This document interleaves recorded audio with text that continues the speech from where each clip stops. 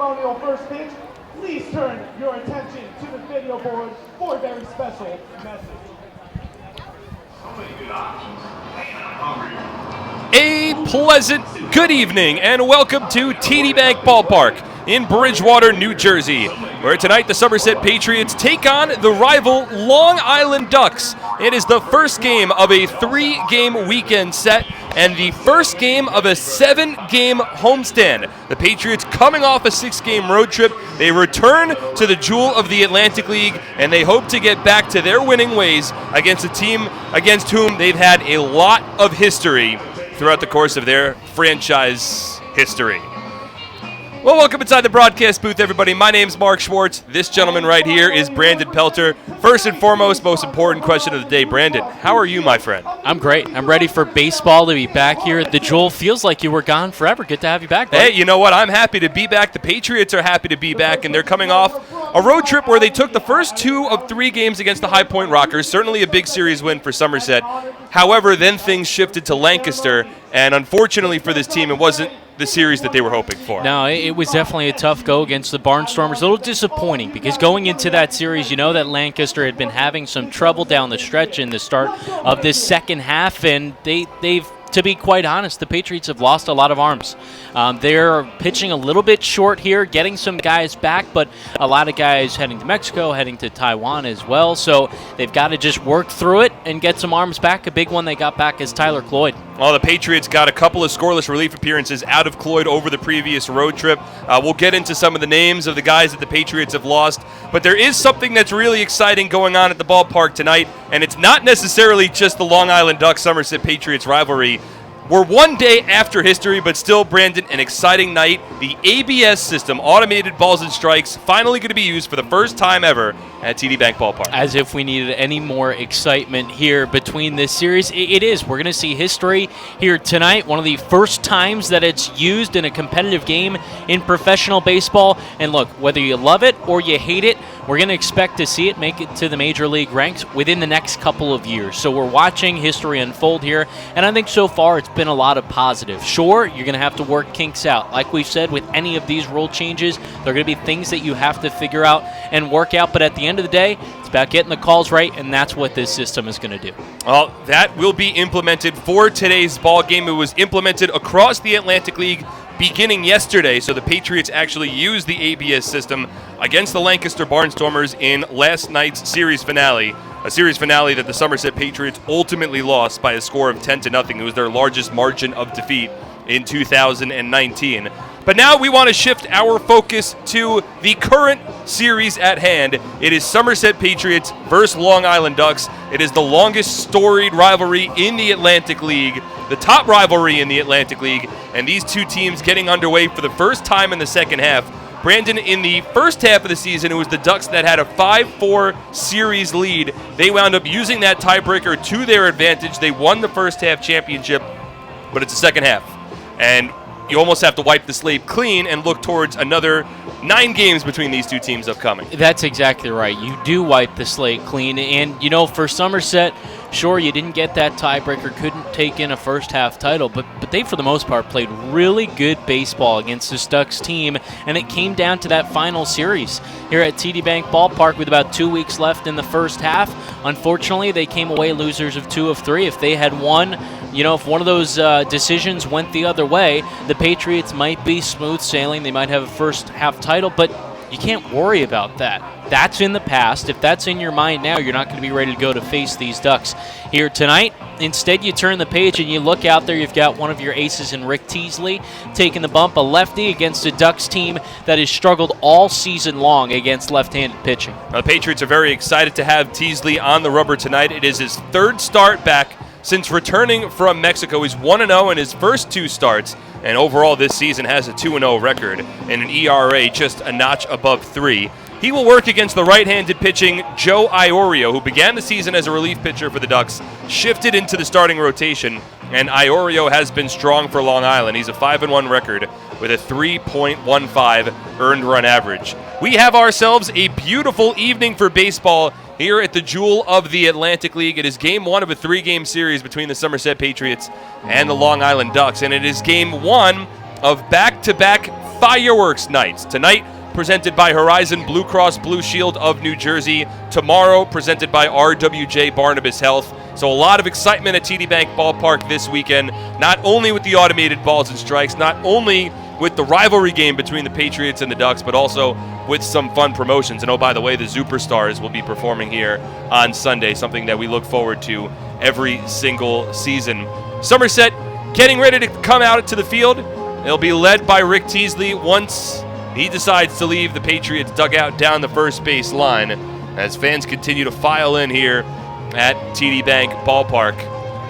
It's a series that enters with the Patriots technically tied for third place in the Liberty Division standings. The Long Island Ducks are in first place with a 6-7 record. The High Point Rockers, winning percentage-wise, are one game behind the Ducks, but they have a 6-9 record. Meanwhile, the New Britain Bees and the Somerset Patriots, both teams 5-8, technically tied for third, but both teams just one game back. And Brandon, again here in the second half of the season, just like we saw in the first half, it is a tight Liberty division. Yeah, no doubt about it. I mean, talent has been dispersed really throughout things kind of evenly, and we've seen New Britain really pick up their play in this second half of the season. And you also look in the Freedom Division, Southern Maryland, who finished dead last in the Freedom Division, really playing a better brand of baseball. But like you said, in the Liberty, it's tight, and for Somerset, I think that's how you want it to be. Keep things close.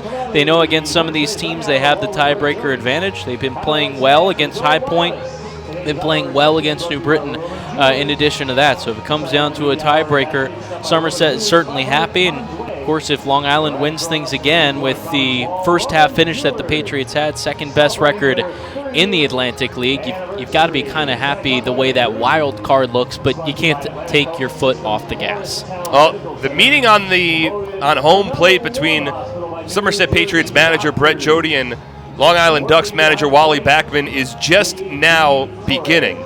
And we had a delay in having the umpires come out to the field. I would imagine that's probably in part due to the new implementation of the automated balls and strike system being used at TD Bank Ballpark tonight. Of course, our original first pitch was scheduled for 7:05 p.m., and that's going to certainly happen a bit later than we had initially anticipated.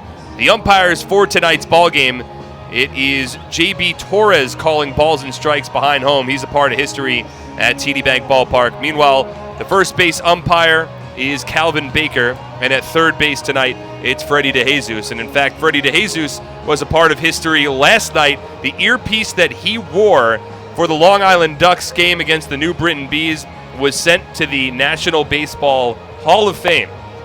So another piece of the Atlantic League in the Hall of Fame. I believe that's the second piece in the Atlantic League. There was a ball that was used a couple of years ago when the Patriots and the Atlantic League switched back to a red and blue seamed ball, exactly. That also in the Hall of Fame. It's a quick meeting between the two managers. Both have returned to their respective dugouts, and it seems as though we are about ready for the Patriots to take the field out of their dugout down the first base line. It's going to be interesting using this new automated balls and strike system.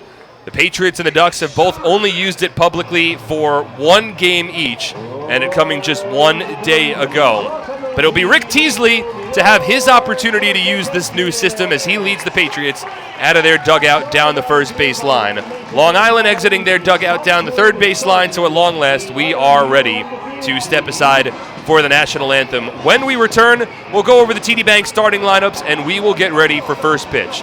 It is the Somerset Patriots taking on the Long Island Ducks, the 373rd all-time meeting between these two teams.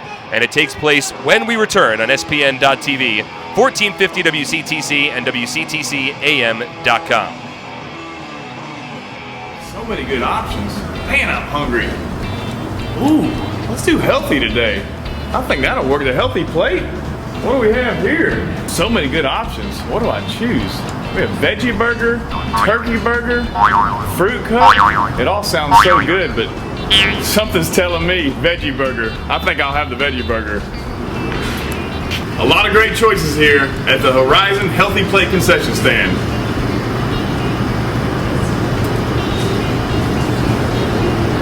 That's a tasty burger.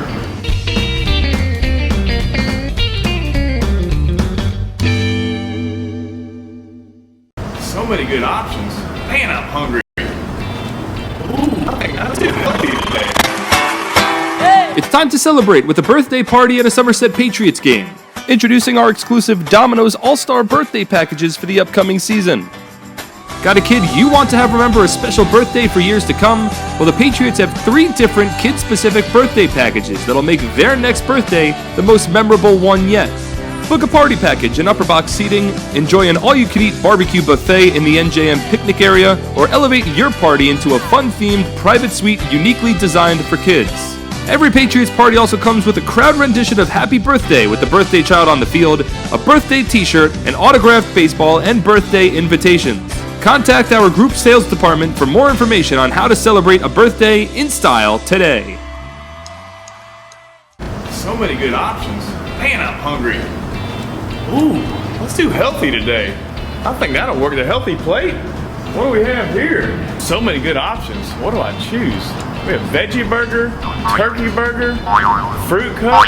It all sounds so good, but something's telling me veggie burger. I think I'll have the veggie burger. A lot of great choices here at the Horizon Healthy Plate concession stand.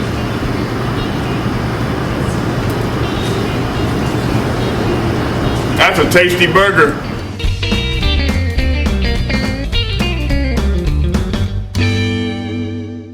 Nothing is more important than your child's education. The Somerset County Education Association represents the public school employees that make your child's education possible. This includes more than 7,000 teachers, paraprofessionals, bus drivers, nurses, custodians, secretaries, and other outstanding education support professionals. Visit www.sceanj.org for more information.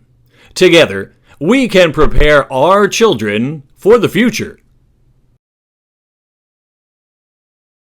So many good options. Back here to TD Bank Ballpark, we're getting ready for first pitch between the Somerset Patriots and the Long Island Ducks, game 1 of a 3-game weekend series between these two Liberty Division rivals. Let's go over the TD Bank starting lineup, and we will start with the visiting Ducks from Long Island. At TD Bank, expect unexpectedly longer hours that fit your schedule, including weekends.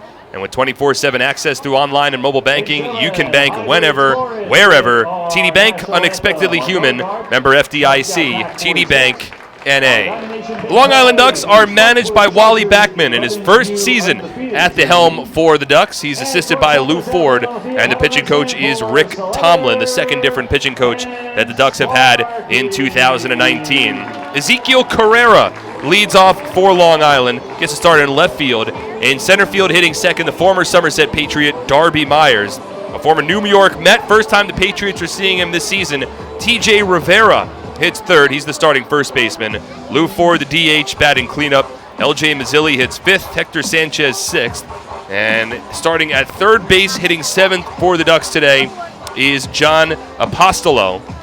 First time Somerset sees Apostolo this season. Daniel Fields hits eighth, and rounding up the order is Vladimir Frias as they work against Rick Teasley on the mound for the Patriots. Teasley making his third start since returning from Mexico here with the Patriots, and he's making his seventh start overall this season. So far, a 2-0 record. The ERA 3.07 through 28 and a third innings pitched. But his last outing at High Point, one of his best of the season, he went 5 innings, giving up just 4 hits and 1 run while collecting 4 strikeouts. And you know that the Patriots would love to get some depth out of their starting pitching. In fact, they really need to get some depth out of their starting pitching. Their bullpen has been decimated these past couple weeks, and you know, the frustrating thing is it's out of Somerset's control. So you work through it. You look over these next couple days. I'm sure John Hunt and Brett Jody are hard at work to get in a few more pitchers for this Patriots staff, but you got to work through it, and you certainly need 6,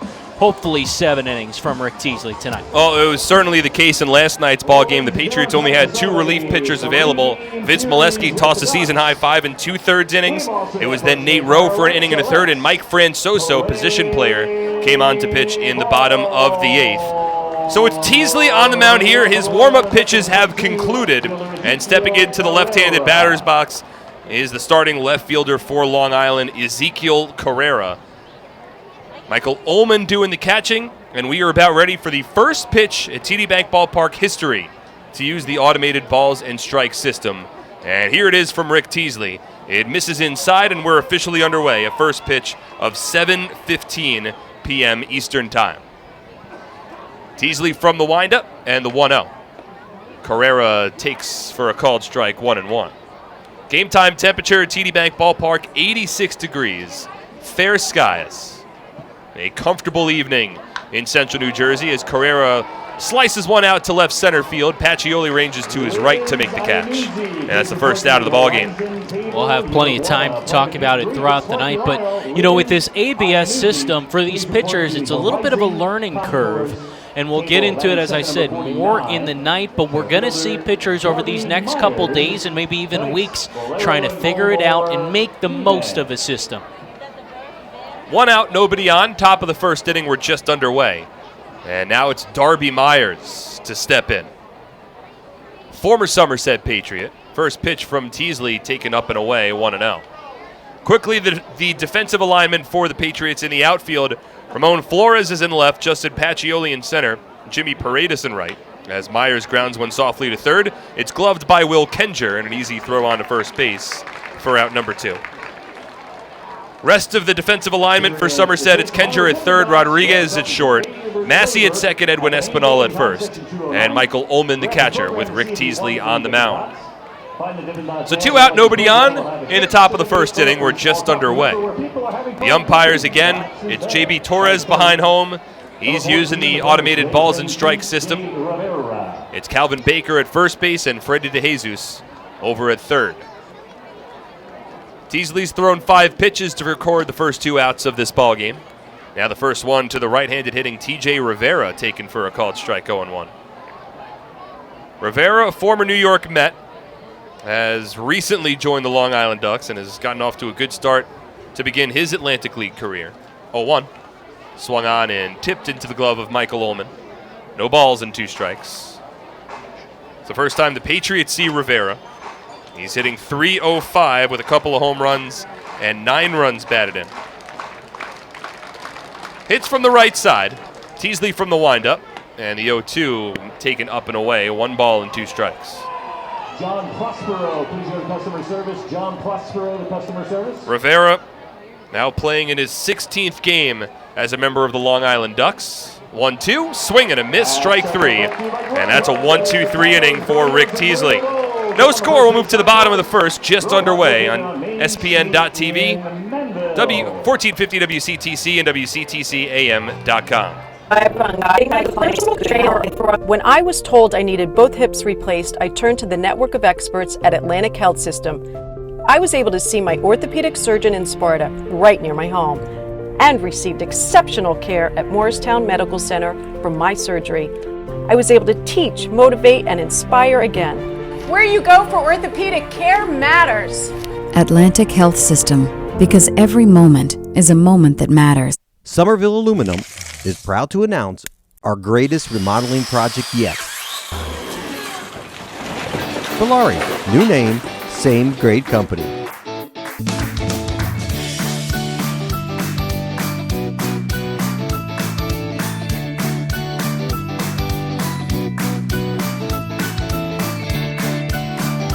Valari, home remodeling since 1950.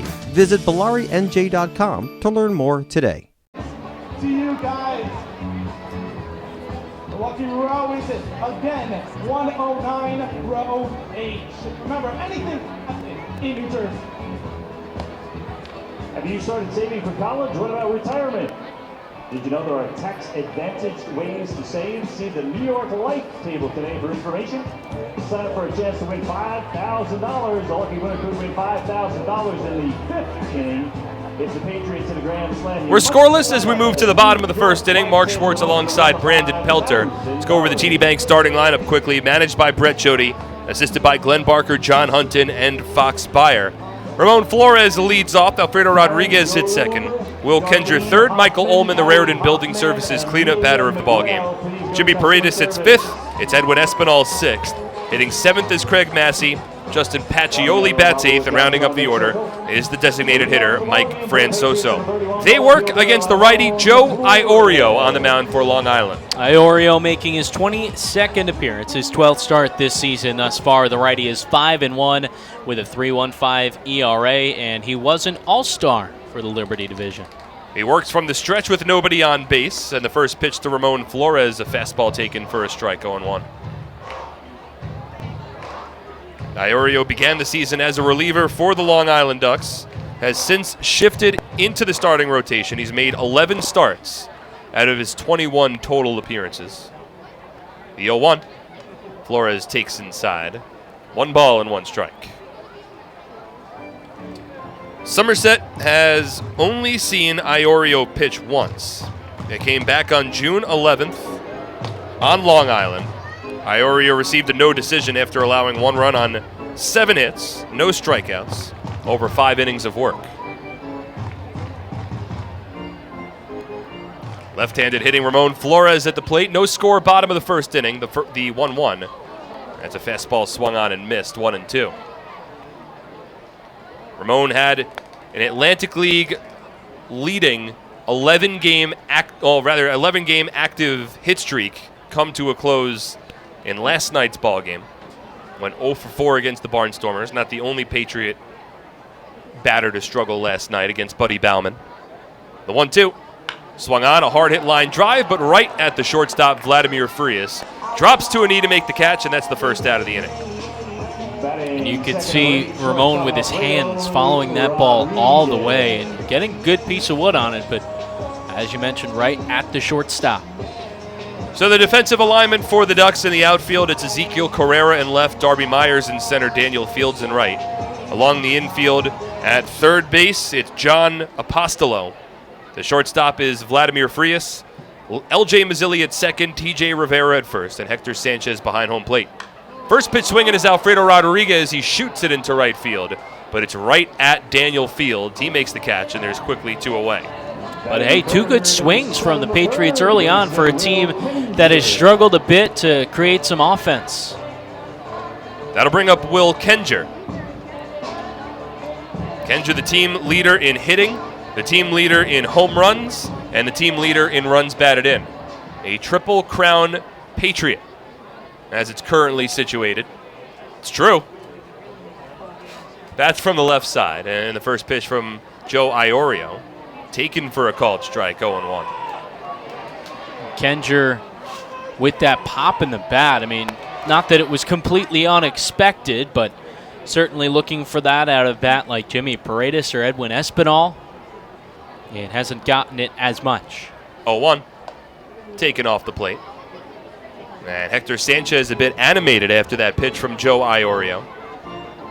Shook his head a bit, waved his hands above his head, and threw the ball back to the Ducks righty. Kenger had a career-high 17 home runs last season in Traverse City. Swings at the 1-1 and bloops it out to shallow left field. Ranging in's Carrera. As space and fair territory, he makes the catch. And it's a 1-2-3 inning for Joe Iorio. We're quickly through the first. We have no score on SPN.TV, 1450 WCTC, and WCTCAM.com. It's time to celebrate with a birthday party at a Somerset Patriots game. Introducing our exclusive Domino's All-Star birthday packages for the upcoming season. Got a kid you want to have remember a special birthday for years to come? Well, the Patriots have 3 different kid-specific birthday packages that'll make their next birthday the most memorable one yet. Book a party package and upper box seating, enjoy an all-you-can-eat barbecue buffet in the NJM picnic area, or elevate your party into a fun-themed private suite uniquely designed for kids. Every Patriots party also comes with a crowd rendition of Happy Birthday with the birthday child on the field, a birthday t-shirt, an autographed baseball, and birthday invitations. Contact our group sales department for more information on how to celebrate a birthday in style today. Certificate courtesy of Robert Wood Johnson, Somerset Sports Physical Therapy and Performance Center. Visit them right here at TD Bank Ballpark or at rwdh.org/performance fitness. We need the following fans and customer service: Stephanie Braun, Stephen Braun, Ryan Braun, Samantha Finks, Kaylee Gilligan, Evelyn Weinrich, Cashel and Declan Gove. Those fans, please go to customer service. Get 24/7 care and support with the free Horizon Blue app from Horizon Blue. Looking for a great deal on a new car? You'll score big savings at your Tri-State Ford dealer, proud sponsor of Somerset Patriots baseball. Visit tristateford.com for more information today. Fans all season long, the Patriots have teamed up with AARP New Jersey to offer its members discounted tickets to every Sunday home game. Just mention the code Patriots3 and that you're an AARP member to get a 50% ticket discount to any Sunday home game. Rick Teasley back on the mound, top of the second inning. First pitch to Lou Ford, taken for a strike, 0-1. Rick threw 9 pitches to work a 1-2-3 top of the first inning. Now the 0-1. Ford takes a little up and in. In fact, both starting pitchers threw 1-2-3 innings by throwing 9 pitches or less. 1-1. Ford takes inside, 2 balls and 1 strike. Teasley threw 9 in the top of the first. Joe Iorio threw 8 in the bottom half of the inning. So 4-5-6 due up for the Ducks. We have no score in the top of the second. 2-1. Swung on and a chopper off the shin of Lou Ford. 2 balls and 2 strikes. Lou in his 10th season with the Long Island Ducks. He remains the longest tenured player in the Atlantic League. He doubles as the team's hitting coach and not putting up the numbers that he's accustomed to this season. Hitting just .221, a pair of home runs. He has 16 RBI. Now the 2-2. Swing and a miss, strike 3. Teasley stayed a little away from Ford with a changeup, got him out in front, and that's the first out of the second. So that's a second strikeout for Rick Teasley. He's faced 4 and retired 4. And now L.J. Mazzilli, the batter, son of 14-year Major Leaguer Lee Mazzilli, a right-handed hitter, starting second baseman for the Ducks. He was one of Long Island's All-Stars. And the first pitch from Rick Teasley, a fastball missing outside, 1-0. Well, and again, I think a good time to reiterate for Teasley, hoping to keep that pitch count as economical as it's been so far, because the Patriots are going to need some length out of him tonight. Gets the signal from Ullman, the 1-0. Breaking ball taken low and in. 2 balls and no strikes. Kind of reminds me, with the rule changes that we got at the beginning of the season with no mound visits, there are points where guys would have to kind of tough it out and eat up some at-bats. 2-0. Swinging a ground ball, hit to third. It stays fair. Backhanded by Kenger and a soft toss on to first base for out number 2. But now it's turned into some of the same for these Patriots starters here over the next couple of days. 2 out, nobody on. We're in the top of the second inning. No score between the Somerset Patriots and the Long Island Ducks. First of a 3-game weekend set. We'll have a 7:05 p.m. first pitch tomorrow, and then a 5:05 p.m. first pitch for Sunday's series finale. So here's Hector Sanchez, switch hitting catcher in his first season for Long Island. He'll bat from the right side, and the first pitch from Teasley taken low and away, 1-0. Sanchez hitting .281, 6 home runs and 26 runs batted in for the former big leaguer. Here's the 1-0. That's a fastball taken for a strike, 1-1. Sanchez, the backstop for Long Island. So he's getting used to the new strike zone, just like the Patriots are. 1-1's a broken bat, blooper out to shallow right. Racing out to the second baseman, Massey, an over-the-shoulder catch. And another 1-2-3 inning for Rick Teasley. 6 up and 6 down. We head to the bottom of the second inning. No score between the Patriots and the Ducks on SPN.TV, 1450 WCTC, and WCTCAM.com. At Flemington Car and Truck Country, we've been satisfying customers for over 40 years, providing selection. With 16 manufacturer brands plus over 500 available certified pre-owned vehicles. Convenience. With all our dealerships located on Route 202 and 31 in Flemington. And satisfaction. With positive reviews praising our business model every day. We'll never take our customers for granted. Flemington Car and Truck Country. Every day, we're here. Happy with this year's tax refund? Probably not. Well, Flemington Department Store can't change the tax law, but can make things less taxing by crediting you double the sales tax on most top-quality brand sofas, chairs, recliners, bedroom and dining room sets, proudly showcased in Central Jersey's largest showroom. That's right, Flemington is paying your sales tax plus giving you a matching credit when you buy furniture, plus free delivery. The double sales tax credit event is going on now, only at Flemington Department Store. Cares about his job.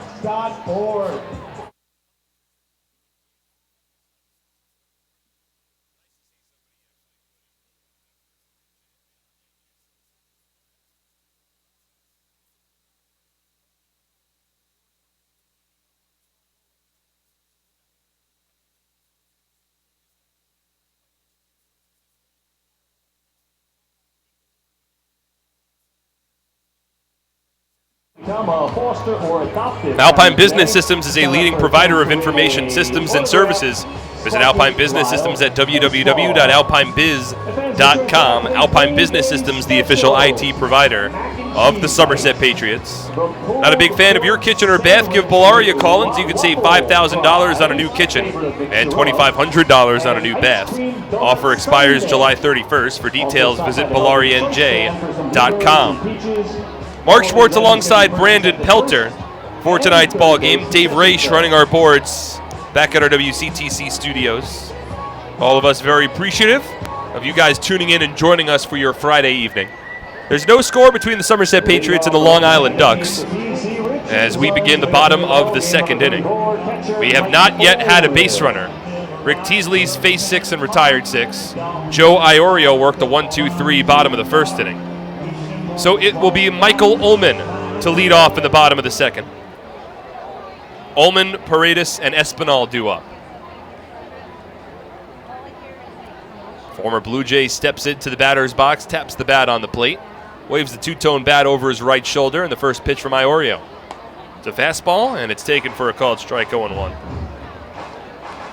Got a number of exciting things going on at TD Bank Ballpark tonight. Of course, Patriots and Ducks, always exciting. There's a post-game fireworks show. That's presented by Horizon Blue Cross Blue Shield of New Jersey. 0-1 from Iorio. Swung on and muscled foul. No balls and 2 strikes. Fireworks again tomorrow night. Fireworks tomorrow night as well. Oh, yeah. Also tonight, we have the first public use of the automated balls and strikes system at TD Bank Ballpark. And we also will be joined by a couple of special guest broadcasters. We're getting in the the boot. 5th inning. We are. We didn't get the job done. 0-2 to Ullman, misses up and in. And you know, ABS, not to be confused with robo-ump. We're not there yet. I think that is... I don't know that we'll ever get there. I think that is an important distinction because a lot of publications have called it robot umpires. And that is not what we're using here at TD Bank Ballpark. 1-2.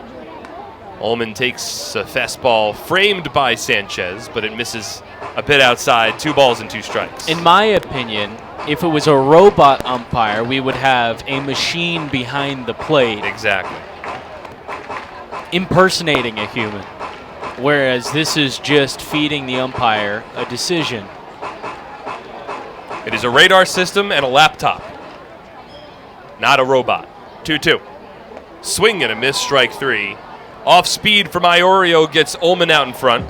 First strikeout of the ball game for the Duck righty. And there's one away in the home half of the second. You know, that 1-2 pitch was interesting because you mentioned framed well by Hector Sanchez. That's something that I think over the coming weeks we're going to see some catchers do less and less because really there's no need for it with the ABS system. Well, it's going to be interesting not only to hear the pitcher's response to this, but the catcher's response as well. Jimmy Paredes at the plate. Swings at the first pitch and rips a base hit right back up the middle. A hot shot over the shortstop, Frias, and into center field. That's our first base runner of the night. A one-out single for Jimmy Paredes. Paredes keeping that swing simple. He's a guy that sometimes can get a little bit long when he's looking for that power ball, but a lot of times when he makes contact, he hits it hard, and he did that right there with that single up the middle. So a one-out base runner now, Edwin Espinal, another gentleman that can certainly hit the ball hard. But back to this automated balls and strike zone. I know that Jovan Gonzalez and Vince Molesky had some frustrations with it in last night's ball game as they worked to get on the same page. And it's interesting the way that the zone is going to be enforced, because it's not the same at every single side of the zone as Espinal swings at the first pitch. The way it works, if any part of the ball scrapes against the zone, whether it be obviously fully down the middle in the zone or whether it scrapes against the left side, the right side, or the bottom, that is called a strike. But for the ball to be called a strike on a pitch that's elevated in the zone, the whole baseball has to be firmly inside of the zone. But that makes perfect sense to me. Oh, it makes sense to me too. I mean, that should be the enforcement of the strike zone, so certainly makes sense. 0-1, misses high. One ball and one strike. Because if you think about it, a ball at the letters, if you're just clipping the letters and you're above, there's no way a hitter can get to that. Whereas if it's a ball at the hollow point of the knee, you can go down and get a baseball there. If a pitcher is hitting the black on either side, you can go and get that ball. There's a runner at first base, one away. Bottom of the second inning, no score between the Patriots and the Ducks. Iorio will throw over to first base. What happened in last night's ball game, Buddy Bauman, the starting pitcher for the Lancaster Barnstormers, had a good slider that was working throughout the night. And what he was consistently doing was shaving that lower part of the zone and almost clipping that outside corner where the catcher catches the ball and it doesn't look like a strike where the catcher is set up. Long pause for Iorio. Now the 1-1. It's a fastball. Misses outside as Espinal shakes his head in the right-handed batter's box. But it's going to be optically an adjustment for some of the fans in attendance because the strike zone is enforced at where the ball crosses the plate, not so much where the catcher catches the ball. And that's no difference in the rule. No difference. That's how it has always been, but I think as an umpire, as a human being, you're still kind of looking at where that ball is caught. 2-1 to Espinal up and in 3 balls and a strike. I mean, there's almost no way that an umpire can see the pitch crossing the plate and then dropping a little bit, something along those lines. So, in essence, before ABS, you're going more on the spot that it's caught, whereas this TrackMan system is picking up where the ball crosses the plate, which is the letter of the law as it has been. 3-1 to Espinal, line to the backstop, 3-2. So, I mean, it's all a learning curve for hitters, for pitchers, catchers, broadcasters, and fans alike. And at first, you might get some gripes from hitters or pitchers. But as you get used to it and you learn that's what it is, the zone is what it is, that's going to go away. I mean, I think within 2-3 weeks here, you're going to stop hearing about that. We're not going to be talking about it because that's just what it's going to be. Runner at first, one away. And Iorio will step off and throw back to first. Paredes back standing. The frustration I heard from at least last night is that it feels, at least for the pitchers, because it's a strict enforcement of the left and right side of the plate, it feels like the zone squeezes you a bit more. There isn't as much leeway on the corners. And Brett Jody brought up an interesting point to this, as Paredes bluffs off of first, but Espinal swings and misses at a fastball. He's set down on strikes. That's the second out of the inning. 2 out, nobody on. 2 out, a runner at first. In the home half of the second inning, no score between the Patriots and the Ducks. Brett Jody brought up a point yesterday talking to some media in Lancaster that he wondered for pitchers that pitched a couple of, maybe 10, 20 years ago, like a Tom Glavine or a Greg Maddux, guys that never necessarily had the high 90s velo on their fastball, but guys that made a living, a Hall of Fame career out of location. As the first pitch to Craig Massey taken for a strike 0-1, how that might have affected their careers. And I think you're spot on, Brandon, because they made a living out of picking corners with what they were given as the strike zone. And now the pitchers now will have to make a living hitting the corners with what they are given as a strike zone. 0-1 misses up and in, 1-1. But you can still, I think there's still a lot of room for that pinpoint accuracy guy, because if you have, a good breaking ball that can bite hard, if it's crossing the plate at the hollow point in the knee and dropping off, that's going to be called a strike every single time with this system. So you just have to work it. 1-1 misses up and away to Massey. And that, like you said, that's what we saw Buddy Bauman do for the Barnstormers last night. That slider going down, he was able to get it at the knees, and then it was just breaking off and away. And it's frustrating for Patriots hitters, but you got to make those adjustments because it's going to be called every single darn time now with ABS. And that's what Vince Molesky tried to do as he adjusted later in the ballgame last night as well. 2-1 to Massey, taking Lowen in 3-1. Talked to Vince after the game, and he said that he pretty much pivoted right to his breaking ball. And he normally likes to throw his breaking ball early in the count. It's just the kind of pitcher that he is. But he felt as the game was moving along that he almost had to use that breaking ball exclusively because it had a lot of success sort of diving right at the precipice of the strike zone and clipping that front end on the lower third. 3-1 to Massey is muscled out to left field. This one playable for Carrera. He's underneath it to make the catch. And the inning comes to an end. No runs for the Patriots in the bottom of the second. 1 hit, no errors, and 1 runner is left on base. We move to the third scoreless on SPN.TV, 1450 WCTC, and WCTCAM.com. Presenting the lowest car prices you've ever seen. Wow pricing. Only on Fullerton.com. It'll blow you away. If you want the best deals on all new cars and trucks, don't miss Fullerton's absolutely enormous spring clearance event. Get the lowest prices on our entire new inventory all month long. This month only at Fullerton. For over 85 years, in every county across the state, we've protected the health of New Jersey, covering families and businesses through life's big moments and the small ones. Because we don't just work here, we live here too. Over 5,000 local employees, all with the same purpose, taking care of you.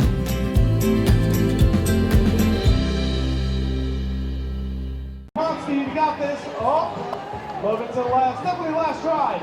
Get as close as you can. Great shot. Come on, Steve, it's all to you. Oh, no, too far away. It is Sooner. Stephanie. Izod Golf offers high-tech golfwear for both men and women in bold, colorful, and performance-enhancing design. Visit Izod.com to find a company store location near you. If you or need of help during If you need help during the game or have any questions, you can simply text us. Text 908-252-0700, and we'll get back to you. Again, call or text us at 908-252-0700 so we can help you. For over 100 years, Carrier Clinic has offered a wide array of specialized behavioral health services for individuals throughout New Jersey. Visit www.carrierclinic.org today. So leading off in the top of the third inning is Apostolo. He swings at the first pitch, and he lifts it foul. First base side, Edwin Espinal races in. 1 pitch and 1 away. That is a great call by Espinal, because for Ullman, the catcher, you got to whip off the mask. You got to find that ball while running up the first base side, and not to mention a catcher's mitt is so much harder to make that catch. That is a terrific call by Edwin. He's coming in on that ball. That's certainly his to make. So John Apostolo fouls off in the first pitch of the top of the third inning. And now Daniel Fields, the batter. He'll bat from the left side. First pitch from the lefty, Teasley. And it's a fastball taken for a strike, 0-1. You know, Mark, the last thing I'd like to bring up about ABS after we get this pitch from Teasley. 0-1, up and away. For, I think, a lot of people in baseball and fans that say, well, you lose umpires that you know how they call their game, right? Some umpires like the inner pitch or something like that. 1-2 fouled off. But now you get consistency with this system, and that's what a manager asks for every single day. So that's what we're going to get night in, night out. What's a strike to Scott Kelly tonight is going to be a strike tomorrow. 1-2. Scooped foul. You know, I agree with you. And It's interesting going through the comments on social media when some of these things are posted.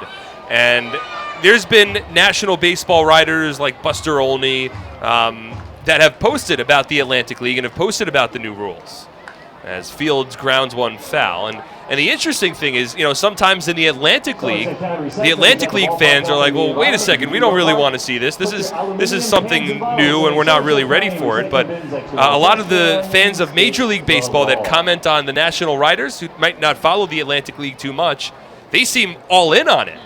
As Fields swings and misses strike 3. That's the third strikeout of the ballgame for Teasley, 8 up and 8 down. Some of them say, I don't want to call out any specific umpires, but there's plenty of umpires at the Major League level that are known for their struggles. And, a lot of them, they comment away and say, this is great. We'd love to see this implemented at the Major League level, get some consistency. And I think ultimately that's the path that we're on. Exactly what this system delivers. 2 out, nobody on, top of the third. No score between the Patriots and the Long Island Ducks. Vladimir Frias at the plate, and he swings and misses at a fastball 0-1. Rick Teasley has pitched well to this point. He has faced 8, retired 8. He has struck out 3. Now the 0-1. Fastball misses inside. 1 ball and 1 strike. And I always kind of laughed at the argument of some fans say, well, it's going to take away ejections and that kind of excitement. If a manager is looking to fire up his team, 1-1 swung on and missed. He's going to find a way to get tossed out of a ballgame. Well, you can still argue at first. You can still argue at third. You can still find something to fire your team up and get tossed if you think it's needed. I don't think ABS is totally going to ruin it. 2-strike clap picks up at TD Bank Ballpark. Rick Teasley from the windup. Here's the 1-2. Taken low and in. 2 balls and 2 strikes. Of course, ABS just one of a number of new rules that have been implemented in the Atlantic League this season. 2-2. Misses inside. 3 balls and 2 strikes. There were 7 different rules that were implemented at the start of the first half and 4 new rules that were added for the second half. But looking at the game and watching the game, can't really tell the big difference as Frias grounds one softly to third, fielded by Kenger. Easy throw on to first base, and Rick Teasley is perfect through 3 innings. No score, we move to the bottom of the third on SPN.TV, 1450 WCTC and WCTCAM.com. Attention troops, Scout Nights with the Somerset Patriots will be returning to TD Bank Ballpark for the upcoming season on Friday, June 28th, Sunday, July 28th, and Thursday, August 29th. Additionally, our Girl Scout days are set for Sunday, June 30th, and Saturday, September 21st. Troops will have the honor of presenting both their PAX banner along with our nation's colors on the field before the game. A parade around the field will end with the troops lining the infield during the national anthem. Scouts looking to earn badges for presenting the colors and going on a Go See It outing can fulfill both, all while enjoying America's pastime. Tickets begin at just $8.50 for everyone in the group, with commemorative Scout patches available for just $1.50. Visit SomersetPatriots.com or call 908-252-0700 so you can get involved and have your troop honored at a professional baseball game.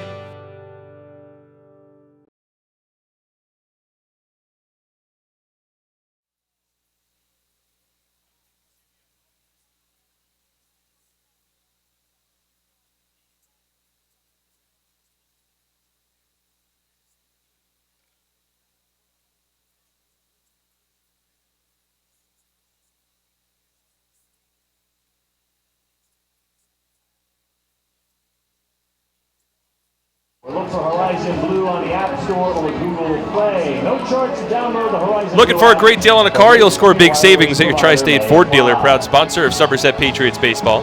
Visit TriStateFord.com for more information today.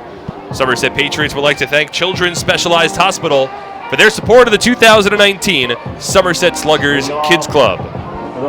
It's the bottom of the third inning at TD Bank Ballpark. First game of a 3-game weekend set between the Patriots and the Ducks. No runs, no hits, no errors for Long Island. No runs, 1 hit, and no errors for the Patriots. Justin Pacioli leads off in the home half of the third inning. Number 8 batter in the Somerset order. First pitch. Breaking ball from Iorio. Called a strike. Dropped at the plate by Hector Sanchez. No balls and 1 strike. Fans continue to file in on a beautiful evening for baseball. Couple of scattered clouds. Temperatures in the low to mid 80s. Light starting to come on at TD Bank Ballpark. 0-1. Pacioli swings and taps one off the end of the bat foul. 0-2. We will have a couple of guest broadcasters that come on in the top and bottom of the 5th inning. From a local broadcast camp that, Brandon, you got a chance to speak to yesterday. Yeah, they were awesome. And they were out before the game on the field talking to some players, coaches from the Patriots. 0-2. Check swing, appeal to first base. Didn't go. The Chris Carino and Tim Capstraw sports broadcasting camp, and they're meeting for the week out at Montclair University. Beautiful campus. It's really nice up there. It really is. And they just redid the building for the broadcast school a couple of years ago, so some terrific facilities, and pretty cool to see the next generation of broadcasters. 1-2. Bounces low.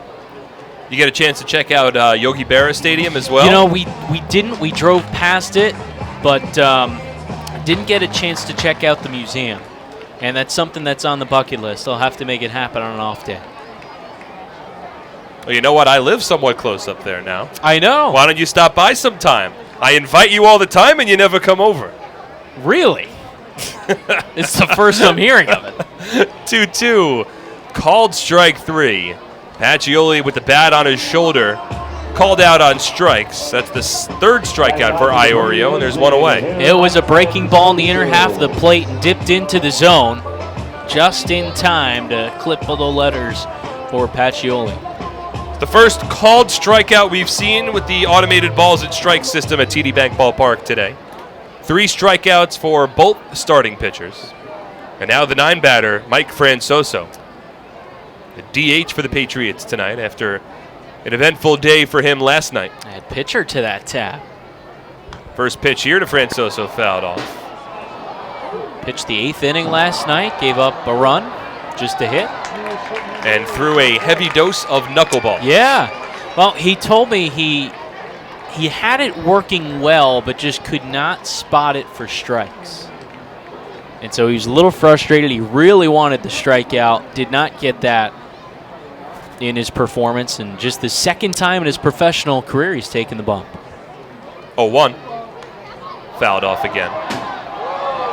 Talked to Mike before he took the mound earlier in the day, and with a smile I asked him, "Oh, have you ever pitched before?" Not having looked up his numbers, and then he responded with a chuckle saying, "Yeah, the first time that I had thrown was back in my days with High A Bradenton. First batter that I threw to, hit him with a pitch in the back." But he did then joke around and say, "You know what? It was a 90-mile-per-hour fastball." Both outings he's allowed a run, so the ERA at an even 9. 0-2, swung on and lined out to left field, but Carrera to his left ranges in a couple of strides and makes the catch. 2nd out of the inning. Left fielder, number 31, Ramon Flores. 2 out, nobody on now in the home half of the 3rd inning. Both starting pitchers have performed well to this point. Rick Teasley hasn't allowed a base runner through 3. Joe Iorio has only allowed 1 base runner. It was a 1-out single for Jimmy Paredes in the 2nd. They haven't had anybody reach second base to this point. And now it's Ramon Flores at the dish. Left-handed hitter against the righty Iorio. And the first pitch taken a little outside. 1 ball and no strikes.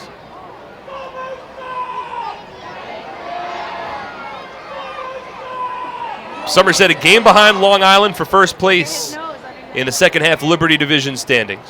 Still in search of a playoff berth.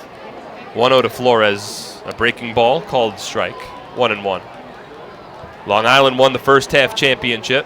Ultimately finished the game up on the Patriots after winning the rescheduled game against the Lancaster Barnstormers on July 19th. That was retroactively attributed towards the first half. 1-1. Flores swings and rips it foul. 1-2.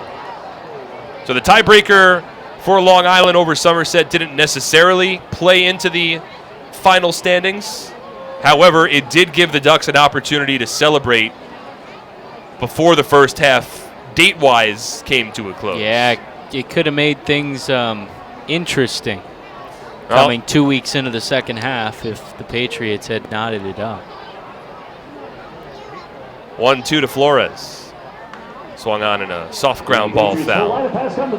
And look, there's a very real chance that as we approach the end of the second half, the Patriots will still be fighting for a playoff spot. And in a hypothetical situation where the team were to fall short, you could certainly look back at a couple of games against the Ducks in the first half of the season that got away.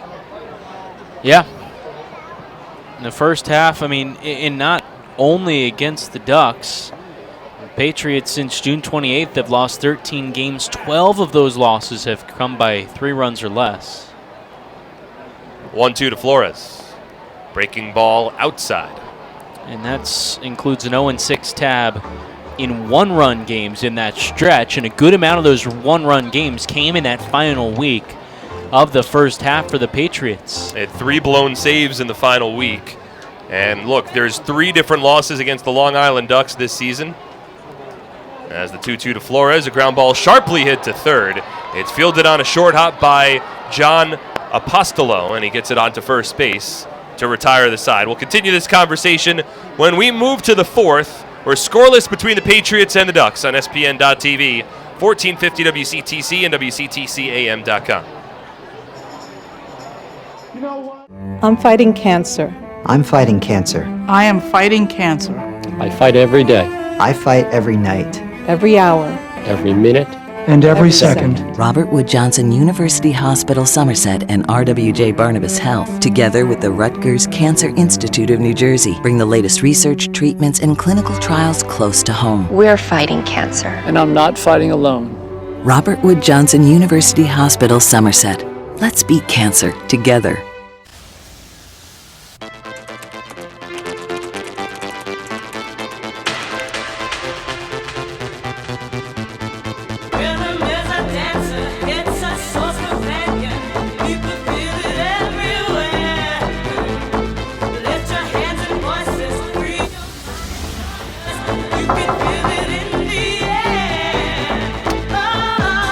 Sorry, we were running late. No problem. Come on in.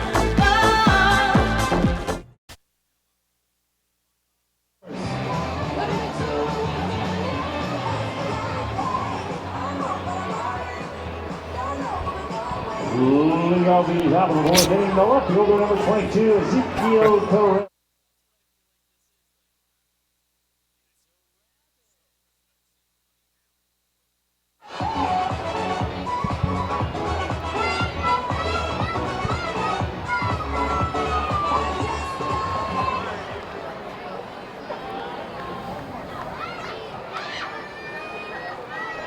Top of the fourth inning, no score. Here's Brandon Pelter. Thank you, Mark. It's Somerset and Long Island as Rick Teasley delivers to Ezekiel Carrera. And that pitch is called a strike on the inner half. Lineup turns over for the Ducks as the next pitch misses. It's 1-1. 9 up and 9 down for Rick Teasley, who's delivered just 33 pitches. 1-1. In tight, it's 2 balls and a strike to the lefty Carrera, who flew out to center field back in the first inning. The Ducks without a hit tonight. They have not had a base runner, while the Patriots have collected just 1 hit. That Jimmy Paredes lining his single back up the middle. 2-1. Misses in tight, 3 balls and a strike. Teasley falling behind Carrera, leading off the top of the fourth inning. Lefty, here's the 3-1. Called a strike, spots it on the away half. Carrera, 320 hitter. Sways the bat out across home plate. Here's the 3-2. Tapped foul off the plate to the backstop. Teasley started out the season with Somerset, then had his contract purchased by a team in the Mexican League, Pericos de Puebla, and has since returned, making his 3rd start since his return. Another 3-2. Again, it's chopped foul. Rivalry Home Remodeling full service Teasley home coming remodeling. off of one of his best starts in the season. Rivalry Home Remodeling, stop by their table behind In High Point, going 5 innings, 4-hit, 1-run baseball, lowered his ERA to 3.07. And just a 2-0 record for Teasley here in his 7th start. Another 3-2.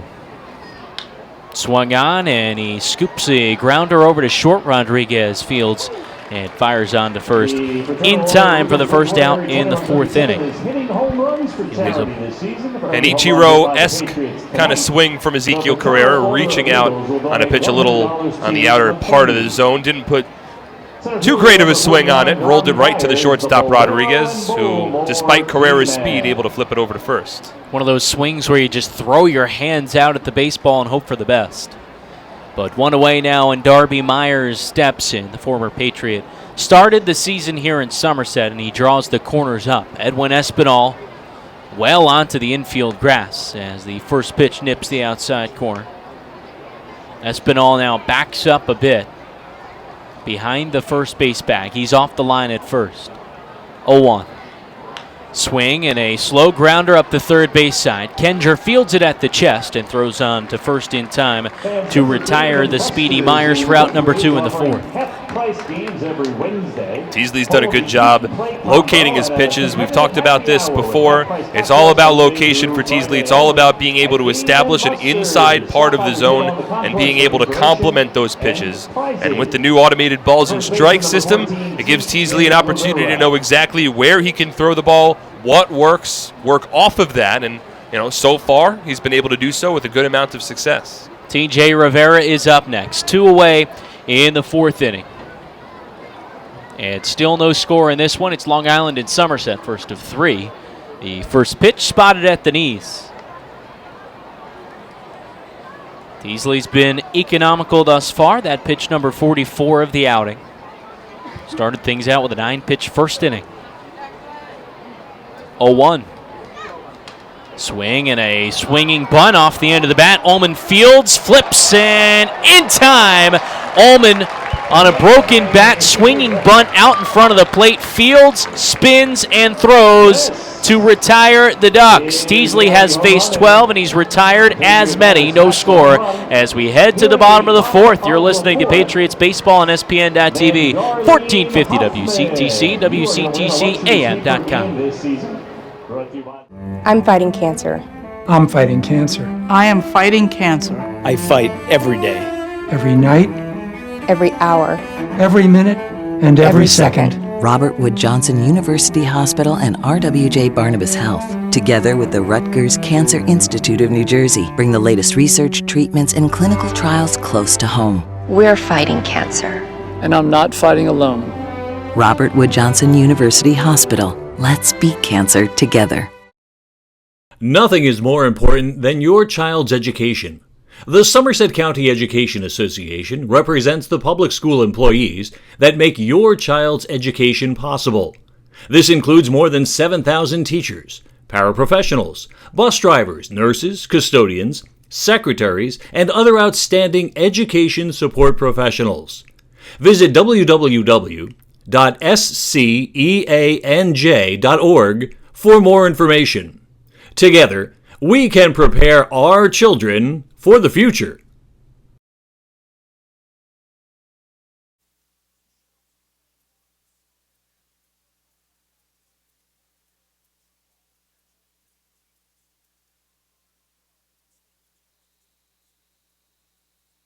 The benefits in the ballpark, the Show Your Blue program gives Patriot fans special perks such as reserved parking in the VIP parking lot. Diamond Nation, located in Flemington, New Jersey, is the premier baseball and softball facility in the Northeast and is home to the Jack Cuz Baseball and Jenny Finch Softball Academies. Diamond Nation is a top draw for prominent youth, teen, and high school tournaments and is dedicated to providing top-flight instruction, private lessons, and outstanding camps for individuals and teams. Visit us at diamondnation.com. Still no score in this one. It's Long Island and Somerset meeting in the first of 3 here at TD Bank Ballpark this weekend. We're in the bottom of the 4th inning, and it's Alfredo Rodriguez to lead us off. Iorio sets in the pitch. Up high, that misses. Just one base runner between the two teams here so far tonight, and that was Jimmy Paredes back in the second. He singled up the middle.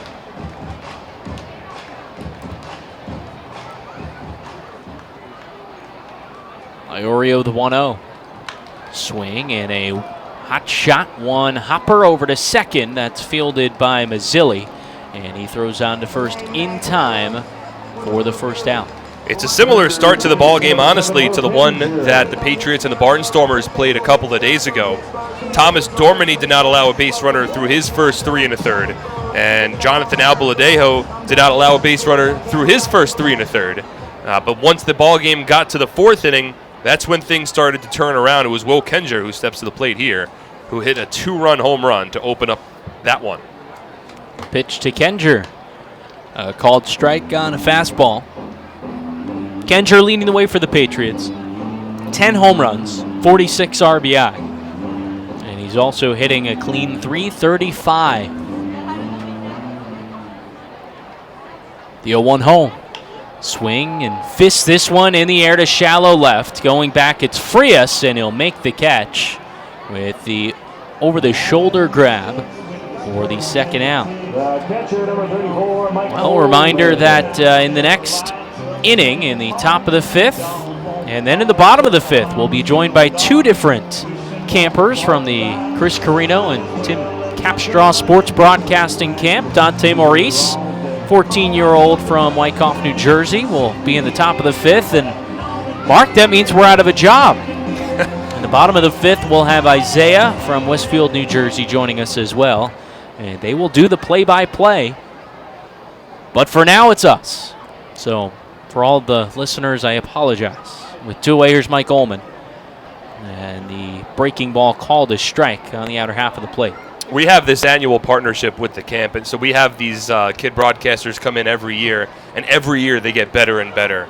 It's remarkable how strong broadcasters are at such a young age these days. So many opportunities now to learn. As the 0-1 is waved and missed. It was a breaking ball.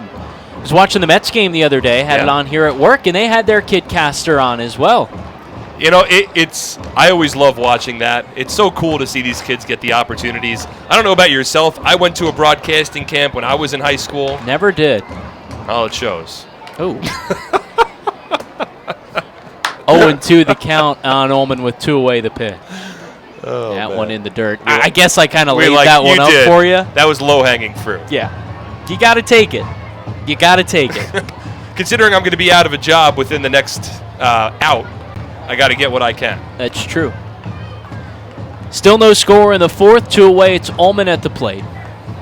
1-2 the count on the Patriots catcher. Iorio, the all-star, comes set at the belt. Kicks with the 1-2. Fastball misses away, and the count evens 2 balls and 2 strikes. Well, I did look at a camp, and actually this very same camp when it was Ian Eagle and Bruce Beck. But at the time living in New York, to come all the way to Montclair would have been a bit of a hike. That was when I was in high school. 2-2 delivery. Upstairs and on the hands, and the count runs full, 3 balls and 2 strikes. It's just a great opportunity for these kids, and as you mentioned before, they were on the field. They were interviewing Brett Jody, Sparky Lyle, Scott Kelly, Nate Rowe, John Hunton. Just an opportunity to sort of get out into the field and get some hands-on experience. 3-2. Fouled straight back, a breaking ball off the end of the bat. Was just to the left of us, but would have been online. You might have needed a new laptop. I would have made the catch. I'm batting 1,000 on the season. On the season. Well, those are Hall of Fame numbers.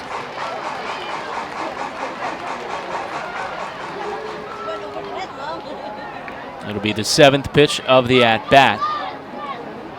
Ullman stepped out for a second, and it'll be a 3-2 with 2 away, nobody on. Here it is. This one lofted to shallow center field. Coming on, that's Myers, a long run, but a terrific catch by Vladimir Frias. The shortstop running back, looking up and back towards home plate, stopped and without turning around, made the catch, falling to his backside. The Patriots down in order here in the fourth. Still no score between Long Island and Somerset.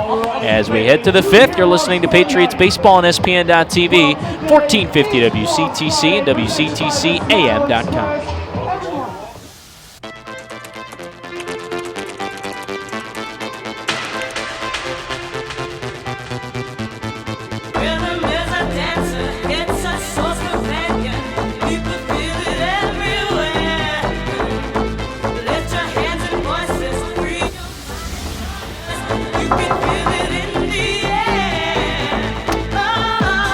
Sorry, we were running late. No problem. Come on in. This season, T-Mobile is partnering with Little League to make sure every kid can feel like an all-star. With T-Mobile, parents across the country can share the action, the highlights, and the lowlights. And the stars of tomorrow get a chance to shine today. From Little League to the big leagues, T-Mobile has you covered. Now connecting 99% of baseball fans. T-Mobile. Smile Express Pediatric Dentist and Orthodontist provides specialized dentistry for children and adolescents in a child-friendly environment at their locations in Greenbrook, North Brunswick, and Bloomfield. Check them out online at thesmileexpress.com or Facebook, or get some additional information at the customer service booth right now. Hey, kids, come out to the ballpark August the 10th for more Fortnite and fireworks. Play Fortnite on Concord. We're back at TD Bank Ballpark for the top of the fifth inning. And from the Chris Carino and Tim Capstraw Sports Broadcasting Camp, we've got Dante Maurice from Wyckoff, New Jersey. Dante, take over the play-by-play. It's your show, my friend. Thank you. Leading off this inning, we got Lou Ford, LJ Mazzilli, and Hector Sanchez. In case you're just tuning in now, it's been a pitcher's duel up until this point. Just one hit between the two teams coming in the first inning for the Patriots.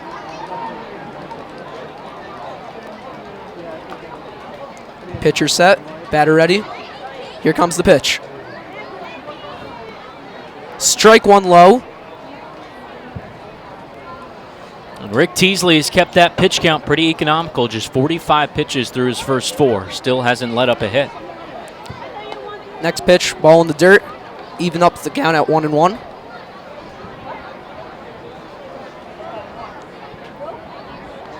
He's got the matchup here, righty on lefty, looking to get something started for the Long Island Ducks. Swing and a miss at the second pitch, 1-2. And Teasley's not a guy that's going to blow you away with that fastball. He needs to spot those secondary pitches, so using the breaking ball there well and get Lou Ford well out in front. 1-2 here. Payoff. Fly ball. Foul territory. Out of play. It's always fun to see Edwin Espinal, first baseman for the Patriots, chase after those baseballs. A big guy for Somerset. Yep. Defense resetting.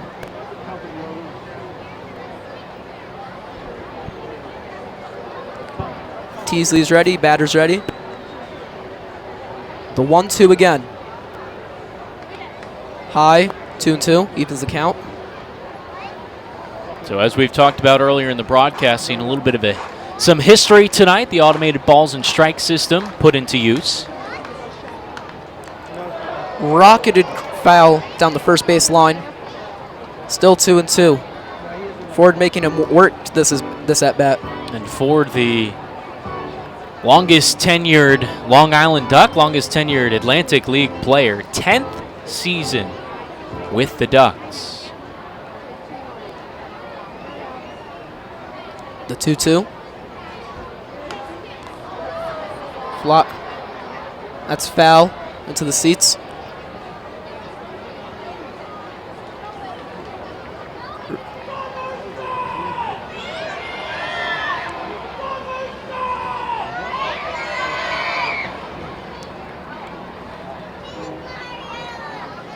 The 2-2 yet again.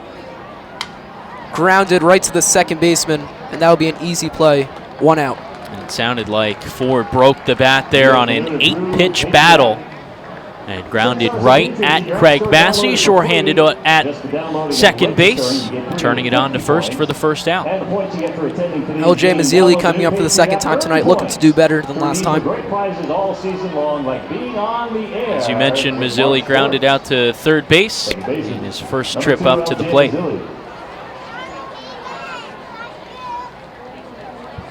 Looking to dig into that 0-0 tie. Ball one low, 1-0. Ducks still looking for their first base runner in this ball game here in the top of the fifth. Wind up and the pitch. Strike evens the count back at 1-1. Nice job spotting that fastball in the outside corner.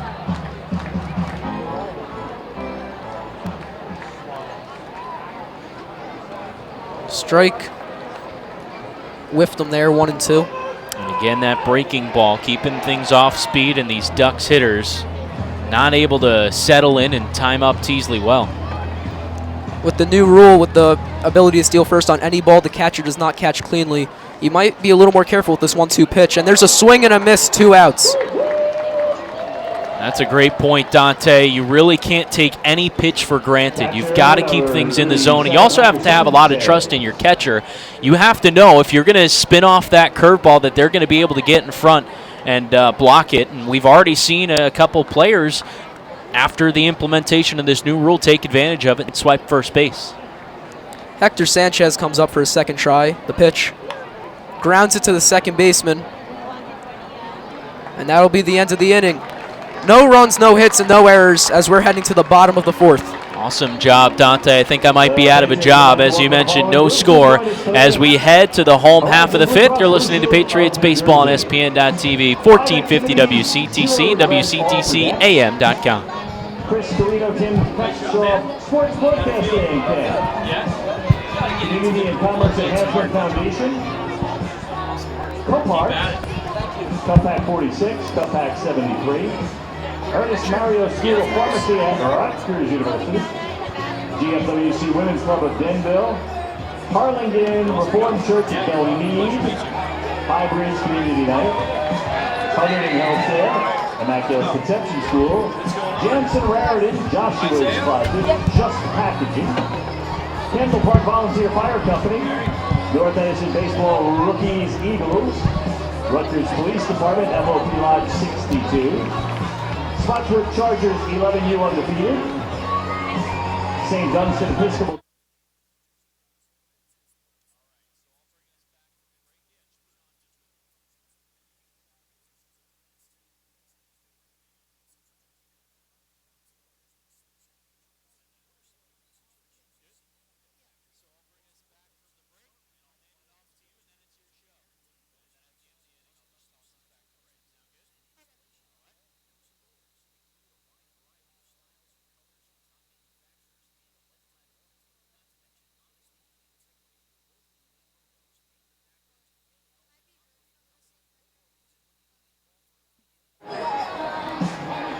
Happy 50th birthday, Dexter Hendricks. Still no score at TD Bank Ballpark. It's the Long Island Ducks and Somerset Patriots, and we've reached the bottom of the fifth inning and joined by another young broadcaster from the Chris Carino and Tim Capstraw Sports Broadcast Camp. This time it's Isaiah from Westfield, New Jersey. Isaiah, it's your show. Take it away, my man. Hi, thank you for having me here. Today we have the Long Island Ducks as they are in the field right now. As Joe Iorio, the pitcher for the Long Island Ducks, he has been having a great day so far. What do you think about him? Both pitchers have been throwing great baseball. Just one hit from Iorio through 4 innings pitched, and both pitchers have been keeping things economical. Just 50 pitches so far from Iorio. And here we go, the first batter of the bottom of the fifth inning. Right now we have the power hitter, Jimmy Pardes, the right fielder. What do you think he can do against this Joe Iorio pitcher? Well, he certainly has added a lot of pop into this Patriots lineup, as you mentioned, Isaiah. Paredes, in his short time here in Somerset, has hit 7 home runs. And he will foul it back, as the count right now is 0-1, 0 outs, and The score is still 0-0, ladies and gentlemen. Paredes the only hit for either side here so far tonight. Yes, as you said, he was the only hit. He's looking for another one. Joe Iorio with the pitch. Check swing, but no call there, and it's going to be a ball to tie up the count 1-1. And a good job of laying off that breaking ball off the plate. Started up around the letters and broke down, but settled off the plate. Next pitch for Joe Iorio. Will it be a strike or a ball? Let's see. The windup. And it's going to be a strike as Jimmy Paredes is swinging to make the count 1-2 with still 0 outs here. What do you think about the person on deck? Number 53, Edwin Espinal, the first baseman for the Somerset Patriots. Well, Isaiah, another guy that can add a lot of power. He's been slumping a little bit for Somerset. Yes, as Joe Iorio with the pitch. It's going to be high. It's going to be a fly ball. I think this might be a fly out. Caught by the left fielder as Ezequiel Carrera. Ezequiel Carrera, that's exactly right, Isaiah, coming in, and that one was high in the air to left field. Probably getting above the lights. I lost track of that one. I don't know about you, my man. Yes, I also did. Next up, we have Edwin Espinal, the first baseman for the Somerset Patriots. He will be tuning in with 1 out. And to start this off, he is batting .270. Joe Iorio with the pitch, and it will be a ball. What do you think he has to do to get this yard?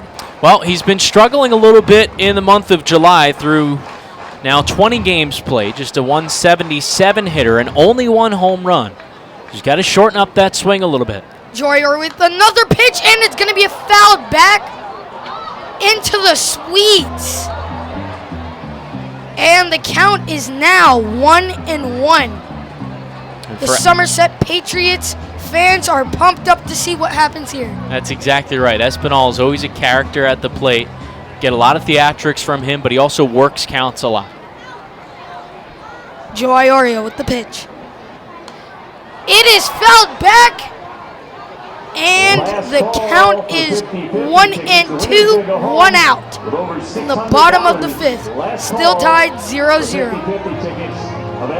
What do you think about Espinal tuning in here and staying in this count? That's what he does. He fouls off a lot of pitches, and he'll work pitchers looking to do that in this 1-2 count.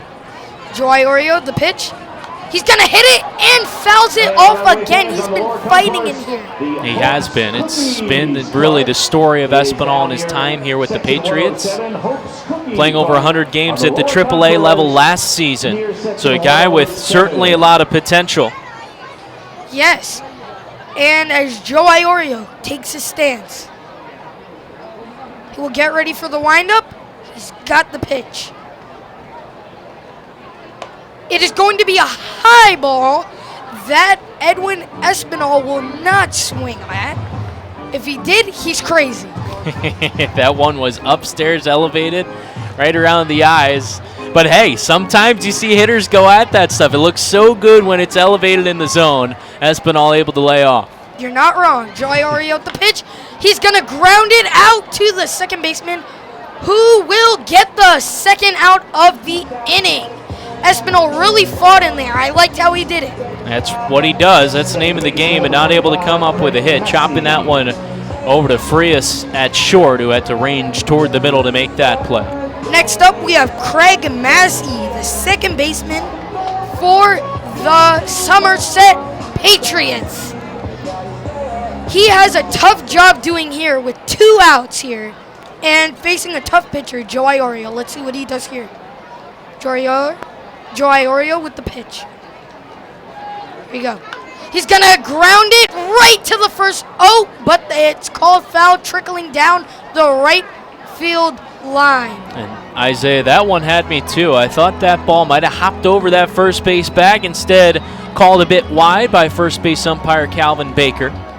Yeah, and also today is the second day of the broadcasting of the robot in the pit in the umpire's Yeah, ear. the automated balls and strike system making its debut here at TD Bank Ballpark. But as you mentioned, it started out last night.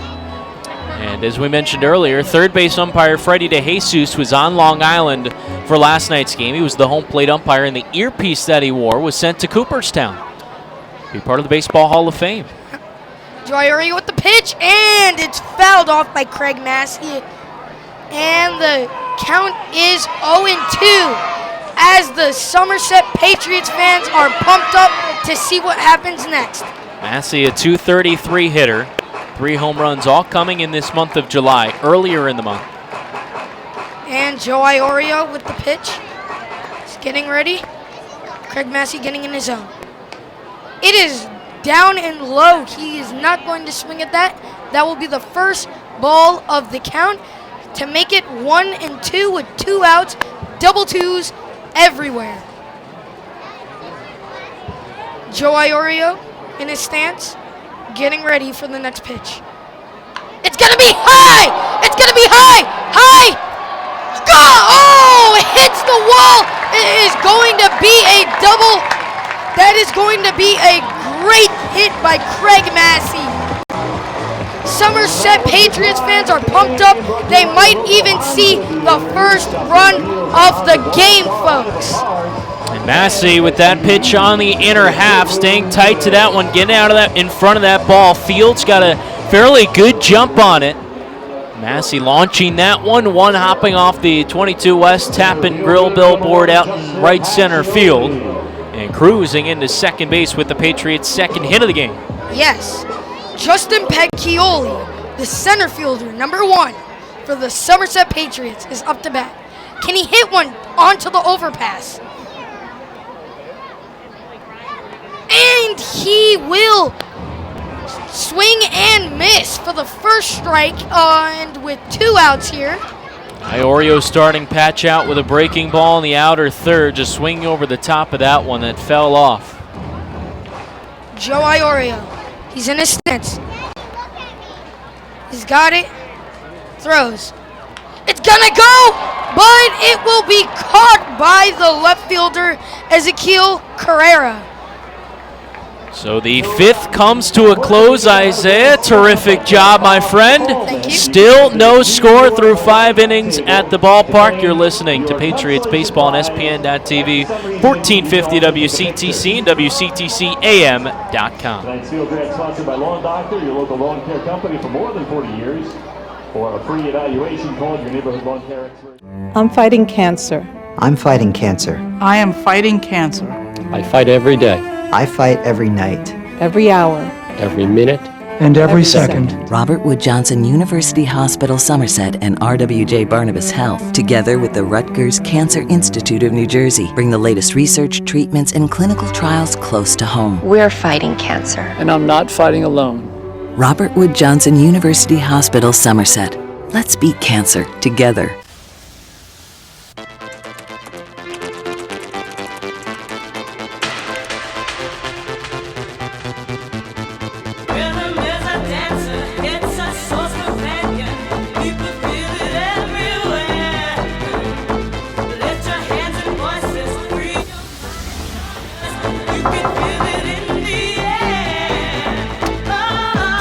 Sorry, we were running late. No problem. Come on in. Ticket to that game. $5 tickets are available for families of military veterans. Celebrate our heroes. August the 25th.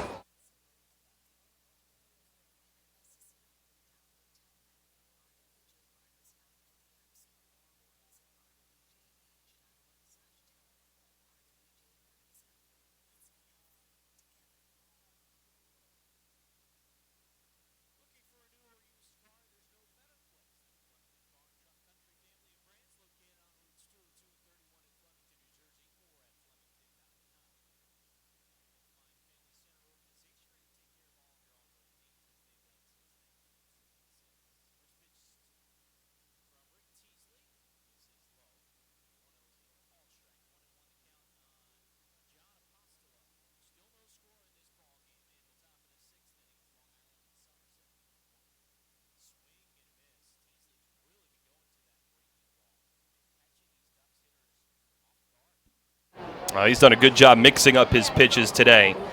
And Long Island hasn't been able to tee him up just yet. 1-2 in the dirt. Ullman gets a glove on it and keeps it in front. Boy, heck of a job from the young broadcasters from the Chris Carino and Tim Capstraw sports broadcasting camp. Dante and Isaiah did a great job in the fifth. 2-2. Swing and a miss. Another breaking ball. And Apostolo swings through it. 5 Ks for Rick Teasley. Well, Teasley's oftentimes utilized that first pitch fastball. They try to spot up the zone, get ahead of batters, and then that breaking ball is really snapped off well here today. He does a good job mixing up all 5 of his pitches. When he goes to the breaking ball, most of the time it's the slider, and that time getting Apostolo down on strikes. The 5th strikeout so far for the lefty. It'll be Daniel Fields to step in the left side. First pitch is swung in a slow number out to the mound. It's actually off the front foot of Fields, who's taking a quick stroll around the batter's box on the left side.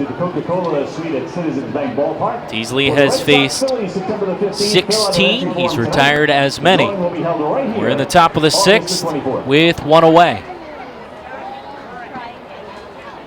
A 1. In the dirt, 1-1 the count. Still no score in this ball game. Patriots with just 2 hits. The Ducks without a base runner tonight, 1-1. This is low.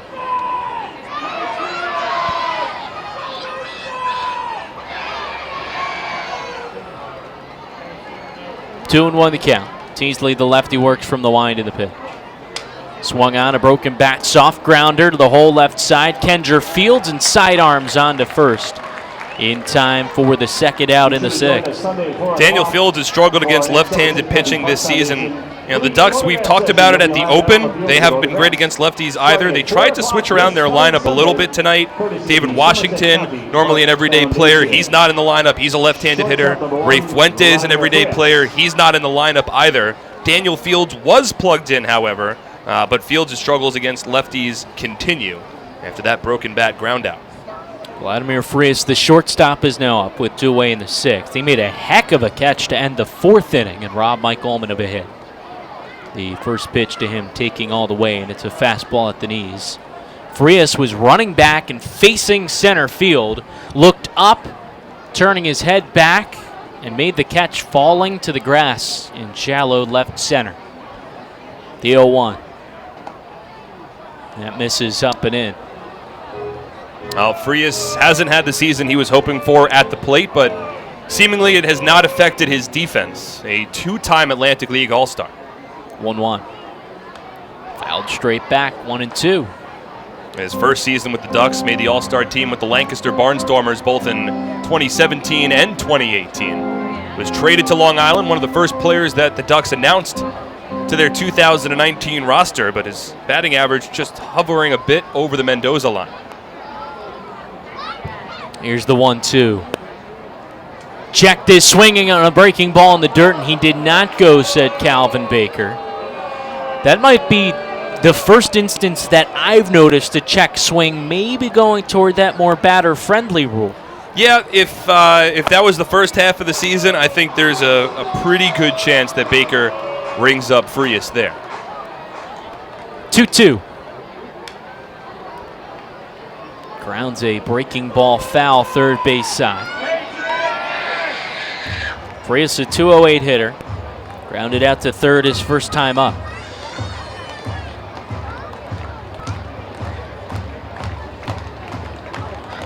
Teasley ready with pitch 73. Here it is. It's swung on and fisted out to shallow right. Coming on. That's Paredes. He'll make the catch. And Teasley works another 1-2-3 inning here in the 6th. 18 up, 18 down. Still no scores. We head to the home half of the 6th between Long Island and Somerset. You're listening to Patriots Baseball on SPN.TV, 1450 WCTC, WCTCAM.com. What better way to spend a summer night than taking a group to a Somerset Patriots game? Enjoy one of the best ways for families, friends, and businesses to catch affordable entertainment right here in Central Jersey. Groups of 30 or more receive $2 off the normal price per ticket, starting at just $8.50. These groups can participate in our on-field promotions, including a pregame performance, color guard, baseball buddies, field of dreams, or the 7th inning fun bunch. The Patriots also offer fundraising opportunities for groups of 250 or more for even larger discounts. Head over to our picnic area located down the left field line, where groups of 30 to 500 can have a ballpark barbecue. For $28 a person, get a ticket to the game and an all-you-can-eat barbecue buffet. Overlooking the left field line is the party deck, where an upscale buffet will be served along with a cash bar for groups of 30 to 150 for $39 a person. Groups of up to 30 or 40 can have private use of a fully furnished, climate-controlled hospitality suite with indoor and outdoor seating alongside wait service. Our exclusive Diamond Club is a large indoor hospitality space located on our suite level, perfect for holding meetings and entertaining clients. Here, outdoor balcony seating is accompanied by an hour-and-a-half upscale buffet, a private cash bar, cocktail tables, bar seating, and a 60-inch smart TV. Email us at groups@somersetpatriots.com or call 908-252-0700 to lock down your perfect summer outing. 17. Fans get updates on the team ticket specials and upcoming promotions with the Patriots Blast. Text Somerset Patriots one word to 22828. That's Somerset Patriots all one word to 22828 to get signed up today. On to the bottom of the 6th inning, 9-1 and 2 due up for Somerset. Still no score between the Patriots and the Long Island Ducks. And both pitchers throwing gems thus far. Only 2 hits, both of them belong to Patriots players. And Mike Francoso leads it off. First pitch to him. Breaking ball that misses away. Iorio, 5 innings pitched, 2 hits, no runs, no walks, 3 Ks. Rick Teasley, 6 innings pitched, no hits, no runs, no walks, 5 Ks. 1-0 home. Francoso takes it on the away half, a called strike. Oh boy, Massey was close to giving the Patriots the lead in the home half of the 5th inning, and I don't know if I've ever wanted a home run more in my life for Isaiah to get that call. He had it off the bat. Yeah. 1-1. Swing and a miss. Breaking ball that fell off the plate. Francoso a stroll around the left-handed batter's box. I was listening to the recording in the other room with a lot of the press box staff, and all of us had a big smile on our face. Thought we might have had it there. So 1-2 the count on Francoso. Leading off the bottom of the 6th. Iorio sets in the pitch. That one misses away. Both Dante and Isaiah did a great job. And a pretty cool camp. You said you got to do something like that when you were younger. I tried to do it, but it didn't work out. And a lot of those kids with bright futures ahead. 2-2.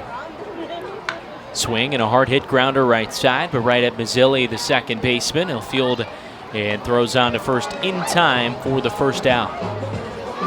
Well, it's been a strong night for Teasley, but look, for Joe Iorio also, he's only allowed 2 hits. Both were hit pretty well. Kenger rather make that Paredes in the 2nd inning and Massey in the 5th. But Iorio, a guy entered with an ERA a little above 3. This is the 2nd time he's going up against the Patriots, and you know, it's a combination of Iorio pitching well. This Somerset lineup has struggled over the last couple of games as well. They haven't really been able to get it going yet tonight. Ron Flores settles in. The pitch to Flores is a called strike. And I think Flores has a big role to play for this Patriots team in terms of changing the momentum along the lineup. Ramon did have an 11-game hit streak, but he was going 1 for 4, 1 for 5, and when Ramon's clicking and he's putting together those multi-hit games at the top of the order, it's a different lineup. He swings and fists this one out to shallow left field. Carrera coming on, and that one will hang up long enough for Ezekiel Carrera to make the catch. Now 2 away in the 6th. And I think you make a strong point. When Ramon can get on base 2-3 times a night, which he was certainly doing for a pretty good stretch of this season, he really kind of gets that line rolling for the Patriots offense. And then you have the Kengers and Ullmans and Paredes, those big bats that can really drive the ball. So with 2 away, Alfredo Rodriguez is up. Pitch home. And a called strike. Rodriguez 0 for 2 tonight. In the midst of a 6-game on-base streak where he's struggled with the bat, hitting 184, getting on base at a 304 clip. So similar to Ramon, just those 1-for-5s and working the walks as well as he throws the bat head out. Fouls it back our way, but just above us off the sweet level. It's 0-2. Now, Rodriguez is an important part of this team also. He was the team MVP last year, especially in the second half. He was putting together multi-hit games left and right, getting on base with regularity, and primarily hitting not at the second spot, but in the middle of the order. 0-2 in the dirt. Somerset didn't have a lot of pop on their team last year, so quite often Rodriguez found himself either hitting third or hitting fourth. And you would think for a player like Rodriguez, maybe that changes your mindset and maybe makes you start to swing for the fences a little bit more, but he had just such a leveled approach the entire second half of the season and was such a tremendous contributor for this team. The 1-2. Swing and ropes that one on a line down the right field line. Diving catch is made though by Daniel Fields. The right fielder ranging toward the line makes the all-out effort and makes the catch to rob Rodriguez of a hit. The Patriots down in order in the 6th. Still no score between Long Island and Somerset. You're listening to Patriots Baseball on SPN.TV, 1450 WCTC and WCTCAM.com. At Flemington Car and Truck Country, we've been satisfying customers for over 40 years, providing selection. With 16 manufacturer brands plus over 500 available certified pre-owned vehicles. Convenience. With all our dealerships located on Route 202 and 31 in Flemington. And satisfaction. With positive reviews praising our business model every day. We'll never take our customers for granted. Flemington Car and Truck Country. Every day, we're here. So many good options. Man, I'm hungry. Ooh, let's do healthy today. I think that'll work. The healthy plate? What do we have here? So many good options. What do I choose? We have veggie burger, turkey burger, fruit cup. It all sounds so good, but something's telling me veggie burger. I think I'll have the veggie burger. A lot of great choices here at the Horizon Healthy Plate concession stand.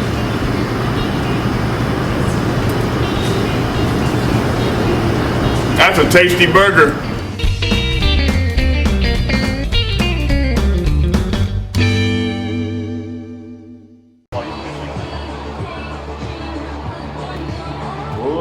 Off the top of the 7th inning, the left fielder Ezekiel Carrera.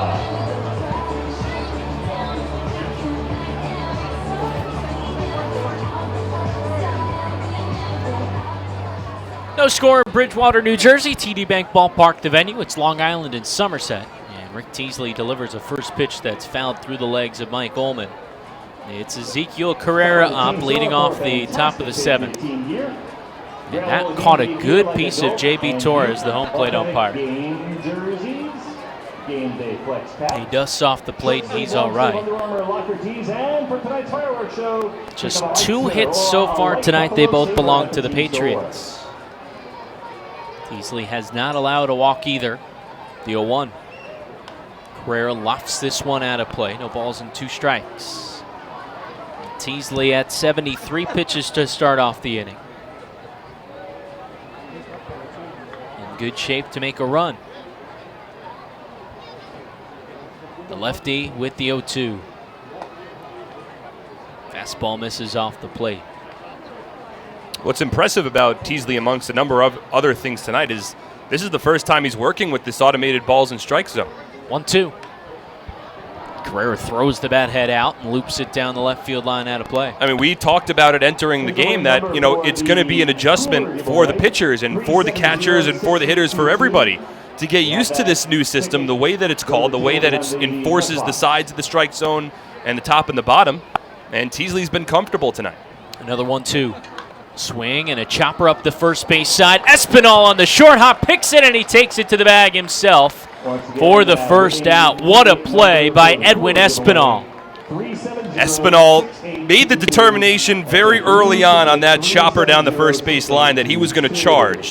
You don't want to field the in-between hop if you're the first baseman there. You either take a step back and field the long hop, or you race in and try to get it on the short hop. Espinal chose the short hop. He scooped it up with the glove to his left and got the first out of the inning. Darby Myers is up next. The first pitch to him. That one misses up and away. As we take a look at the out-of-town scoreboard. In York, it's New Britain. And the Revs, 1-0 is a called strike. New Britain, the Bees, up 8-4 in the top of the 7th inning. Down in High Point, the Rockers and the Sugarland Skeeters locked at 4 in the top of the 8th. Southern Maryland leading the Lancaster Barnstormers 6-4. That in Pennsylvania as Myers slaps this one down the right field line, foul. Blue Crabs up 6-4 in the bottom of the 5th. And boy, how about Southern Maryland in this second half? They have played a phenomenal brand of baseball. They're just a half game back of the Revs. 1-2.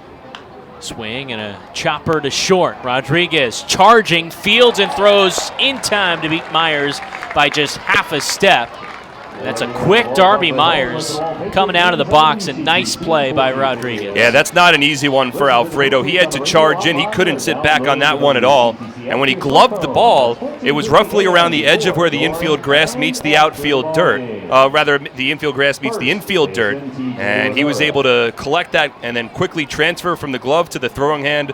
Myers runs well down the first base line, but Rodriguez beat him by about a half stride. So with 2 away in the 7th, here's TJ Rivera into the right side. Teasley working from the wind with nobody on in the pitch. That breaking ball just misses. I think Rick there was going for that automated balls and strikes strike right there with a breaking ball that maybe shaves the lower part of the zone. 1-0 is fouled straight back into the screen behind the plate. 1-1.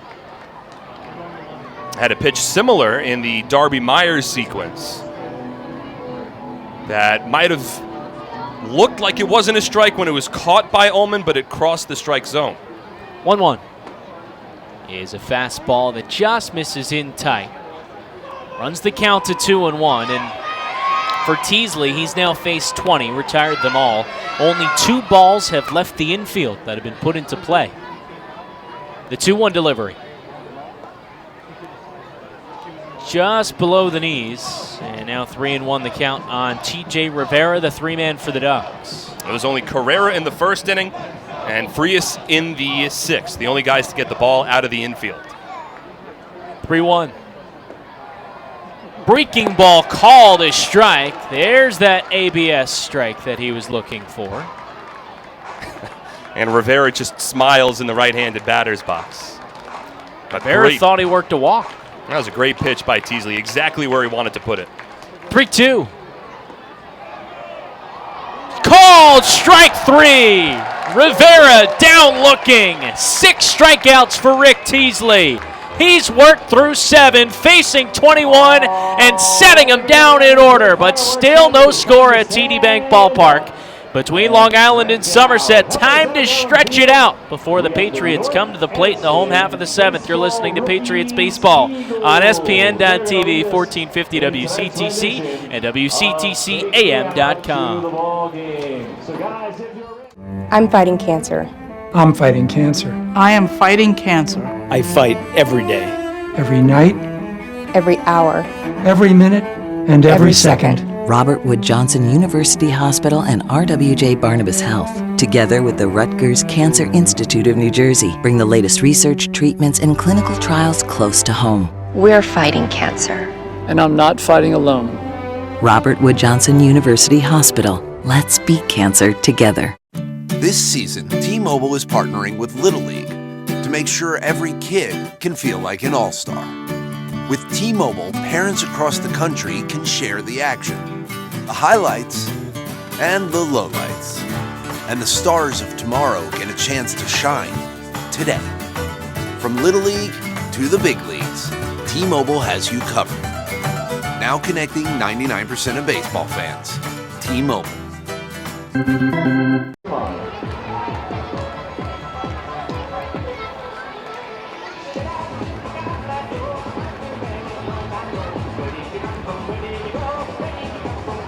Leading off the home 7th inning, the third baseman will injured.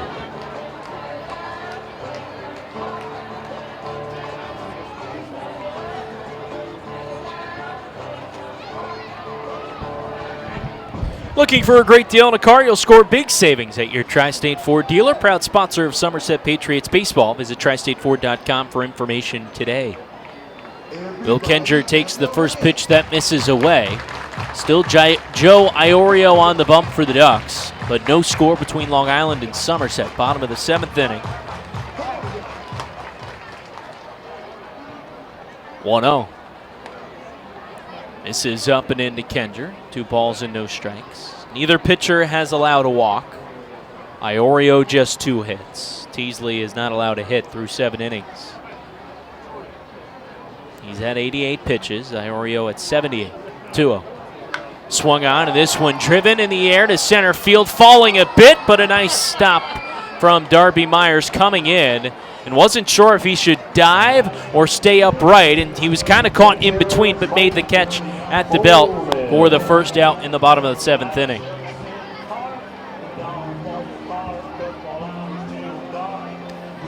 So with 1 away, Mike Ullman is up.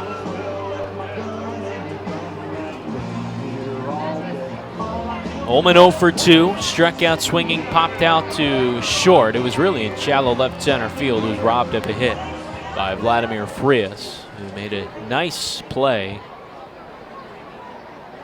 Pitch from Iorio. He swung on, this one lifted into shallow left field. Frias is there, raising both hands in the air. And he makes the one-handed gloved catch for out number 2. Somerset's gotten some good swings off of Iorio, and they've had some solid contact. That time, another good approach from Ullman, but just a little underneath the pitch, and wound up popping it up to the shortstop Frias. Jimmy Paredes is up next. 1 for 2 so far tonight. Singled up the middle. Did not advance past first base. He also flew out to left. Iorio, the righty, second time against the Patriots this season. Delivers. At a breaking ball that misses in tight.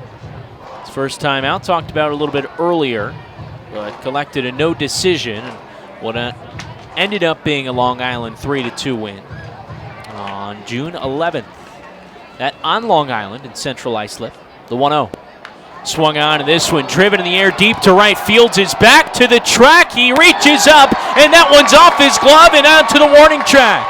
Paredes around first. He'll stop at second with 2 away. The second time tonight a Patriot is into scoring position. Fields was backpedaling the entire way. It seemed as though he lined that one up, and then right as he got to the warning track, reached out with the glove. It's on his left hand, reached over his shoulder, and the ball found the glove, and he simply did not make the catch. He did have to cover a lot of ground. It has been ruled a double for Jimmy Paredes. I could see that one going either way. He had to reach a little over his head, over his shoulder, and he had to cover a lot of ground. But he had a long run to get to that ball. The ball did find the glove. Espinal is up. The Patriots with a runner in scoring position. That's Paredes at second with 2 away. Espinal 0 for 2 tonight. Strikeout and a ground out. Iorio sets. Here's the pitch. Fastball. Called a strike at the knees. Well, the Patriots now with 3 hits tonight. Usually you'd say the offense is sputtering, but certainly outdoing the Ducks thus far, who have yet to get a man aboard.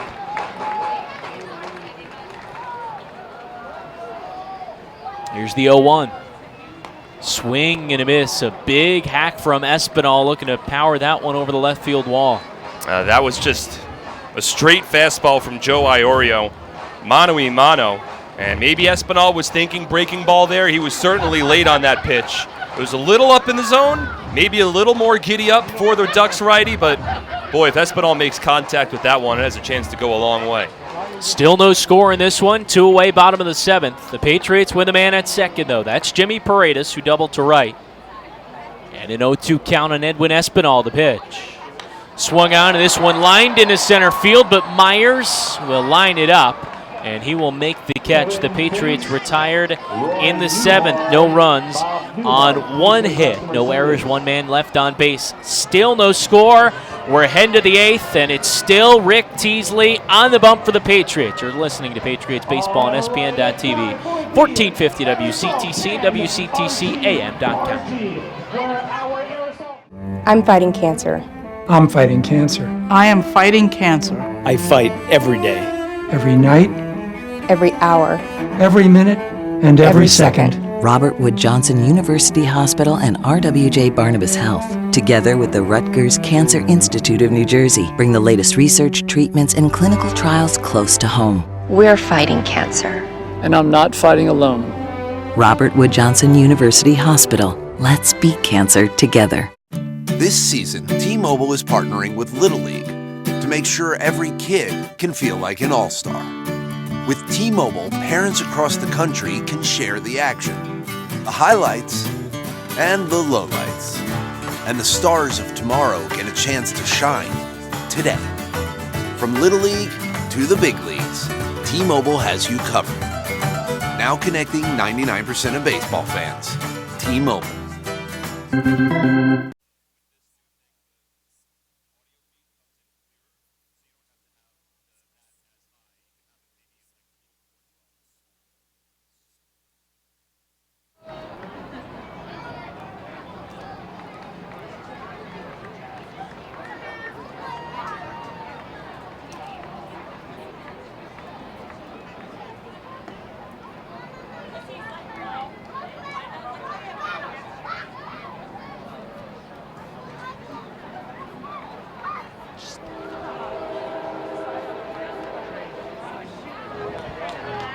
Welcome back for the top of the 8th inning. No score between the Patriots and the Ducks. It's Rick Teasley on the mound, Lou Ford at the plate, and Ford has fallen behind in the count 0-2. Rick from the windup, here's the pitch. Fastball misses high, 1 ball and 2 strikes. My name's Mark Schwartz, joined alongside Brandon Pelter. We're scoreless in the top of the 8th inning. No runs, 3 hits for the Patriots. No runs, no hits for the Ducks. 1-2. Swinging a ground ball to short. In front of it, Rodriguez scoops it up. Throw to first in time, 1 away. Ford now 0 for 3. And that'll bring up L.J. Mazzilli. Mazzilli 0 for 2. Beautiful evening at TD Bank Ballpark. Crowd has filed in. Temperatures have dropped a little below 80 degrees, so very comfortable. Wind slightly blowing in from center field. We're still looking for our first run of the game, and the Ducks are still looking for their first base runner. Teasley from the windup, first pitch. That's a fastball, called a strike. Shaved that low inside corner. And Teasley ahead in the count 0-1.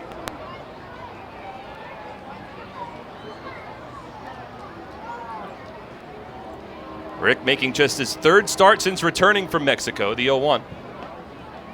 Taken low. 1 ball and 1 strike. Overall, the 7th start of the season for Teasley. Now in his 3rd year in a Patriots uniform, the 1-1. Breaking ball. And it misses outside. 2 balls and 1 strike. Rick tried to go backdoor with the slider. Didn't get the call. Lefty Teasley against the righty Mazzilli, the 2-1. Swung on and hit high in the air, out to right center field. It's deep. Back goes Paredes, and he makes the catch for the 2nd out of the inning.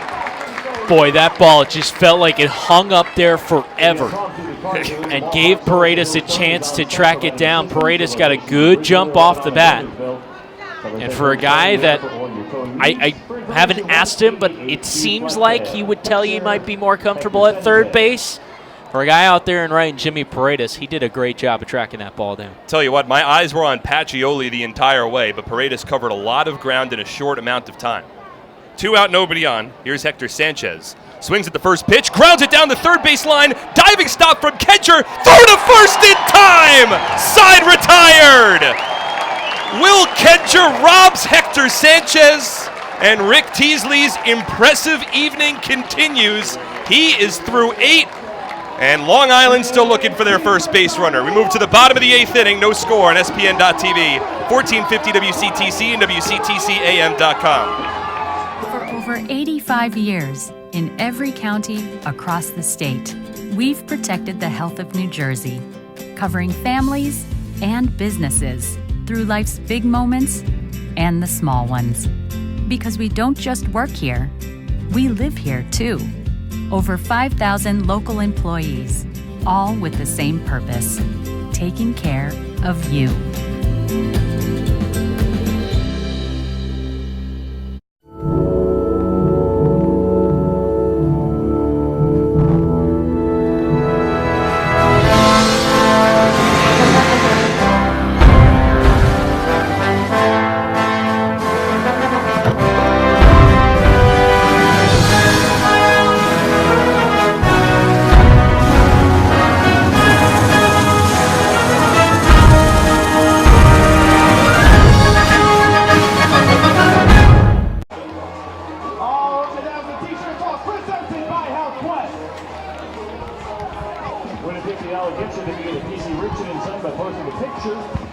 Post a picture of yourself and your friends having fun at the ballpark tonight.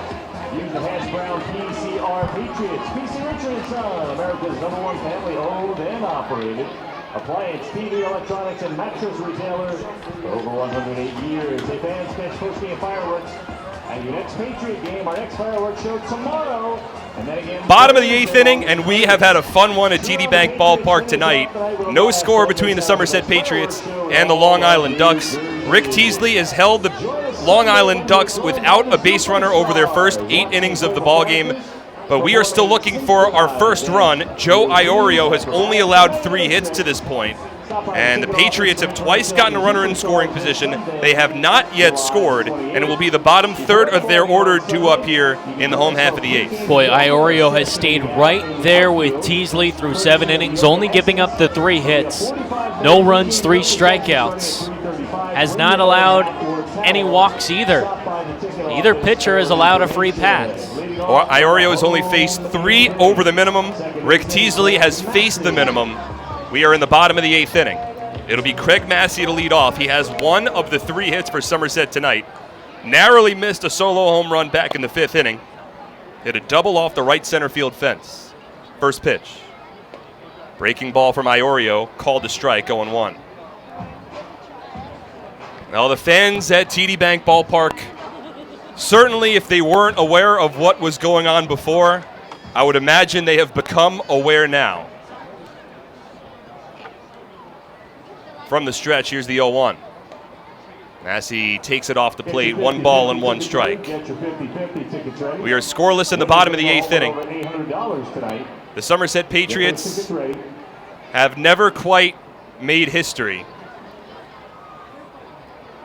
Now playing baseball in the franchise's 22nd season. 1-1. Breaking ball taken up and away from Iorio. 2 balls and a strike. Not in this way, at least. Still a long way to go for Rick Teasley. Rick Teasley, in his professional career, has done it. He did it with the Southern Illinois Miners in the Frontier League. 2-1. Misses up and away. 3 balls and 1 strike. Rick made history with the Southern Illinois Miners earlier in his career, back in 2014. Through the first one in minor history. 3-1. Massey swings and lifts it out towards left center field. Carrera to his left. Full extension dive! And he makes the catch. Defense has been on full display for both sides tonight. And Carrera, absolute highway robbery of an extra base hit. Whew, I think about every outfielder tonight for both teams has a time or two made an incredible play. Ezekiel Carrera doing his part. Darby Myers earlier tonight had an awkward play that he made.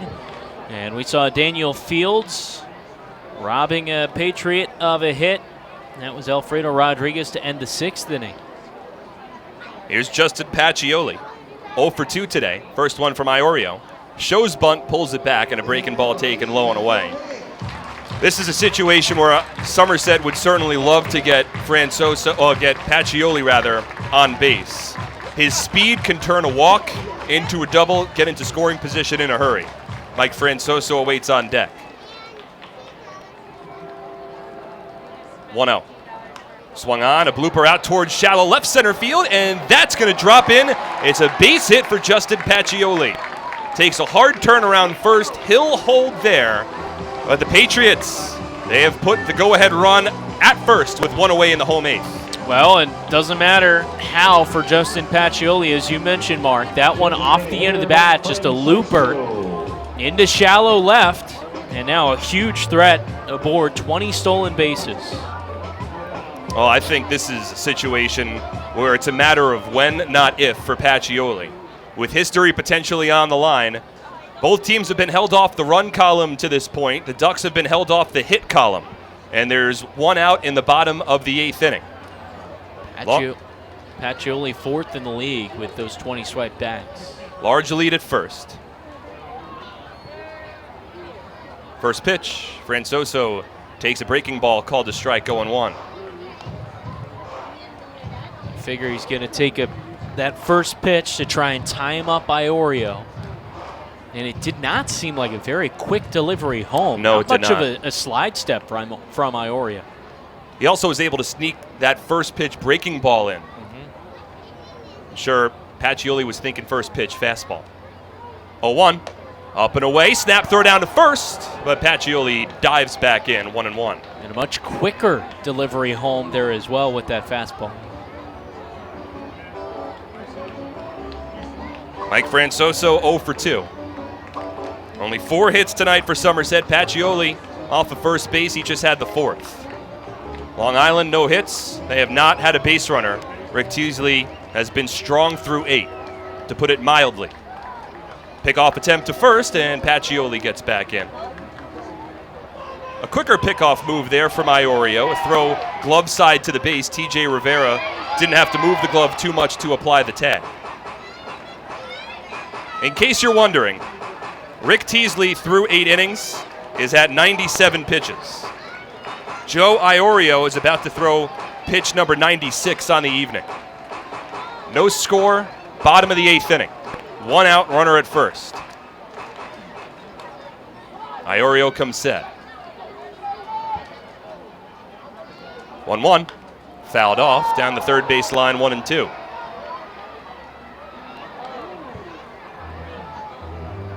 Ramon Flores awaits on deck.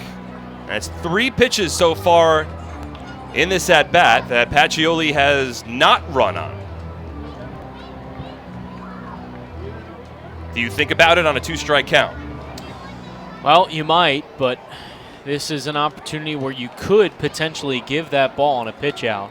Although you also might want to look to snap off a breaking ball and get Francoso here, which would be the optimal pitch to run. 1-2's lifted foul. Pacioli did not go.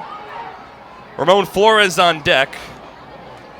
Flores certainly with the power to put the Patriots ahead. If he could get an opportunity to hit here in the home half of the 8th inning.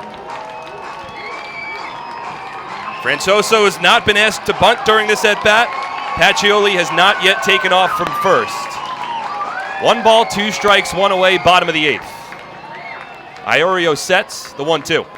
Breaking ball popped along the infield. In at third base is Apostolo, and he makes the catch along the infield grass. Pacioli still at first, now 2 away in the home 8th. Frustrating at bat there from Francoso. Fouled a couple pitches off. I'm also real surprised we didn't see Justin Pacioli in motion.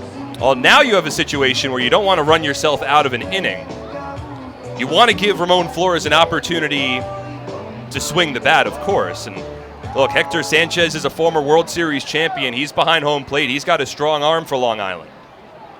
So it's certainly not a gimme that Pacioli successfully steals second. Not a huge lead at first.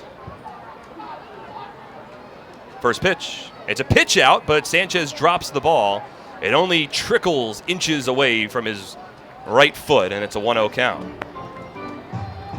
So Long Island was ready for Pacioli to run there, and fortunately for Somerset, Pacioli opted not to. Ramon Flores is 0 for 3. Last time up, flew out to left field. Left-handed hitter. Pickoff attempt to first, and Pacioli dives back in. Donut Sunday is 9-1. Ramon has 6 home runs, along with 45 RBI on the season. Have that blue ticket, go to customer service, 910025. A .316 batting average for the second-year Patriot. Waves the two-tone bat over his left shoulder. Iorio comes set. Glove rests at the belt, the 1-0. Fastball, up and away, 2 balls and no strikes. Now a hitter's count for Flores.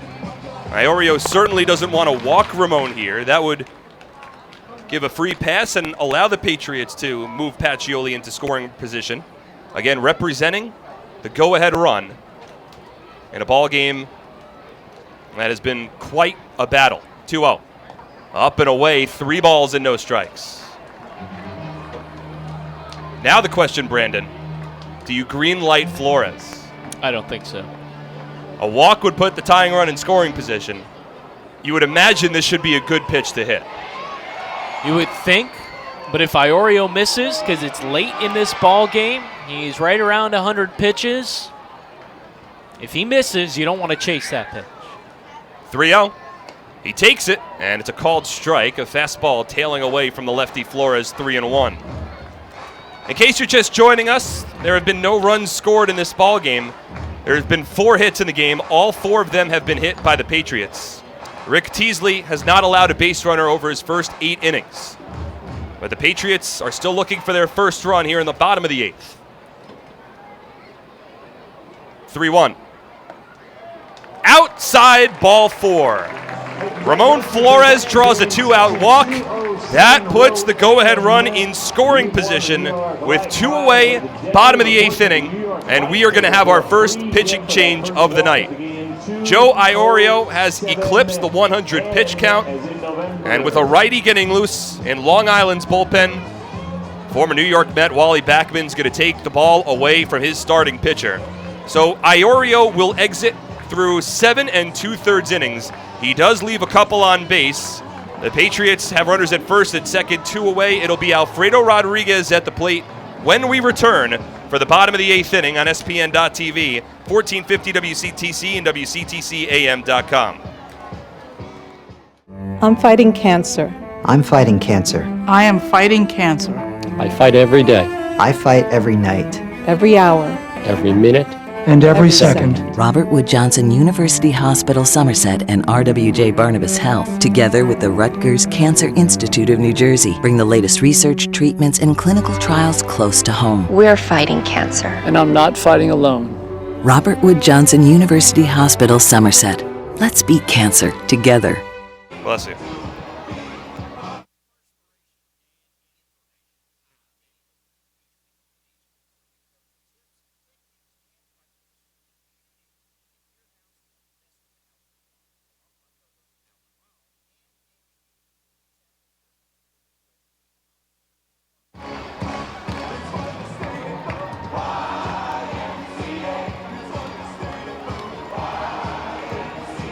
It's the bottom of the 8th inning.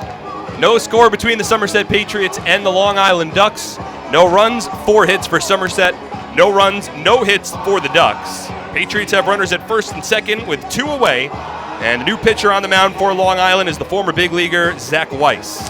Well, Weiss making that major league appearance last season with the Cincinnati Reds comes into this ball game making his 3rd appearance for the Ducks. The righty 1-1 with an ERA of 15 after allowing 5 runs over 3 innings pitched. For those 3 innings, he also has 5 strikeouts. One would be big here. Weiss, a 6'3", 210-pound righty, California native. Spent the season earlier this year,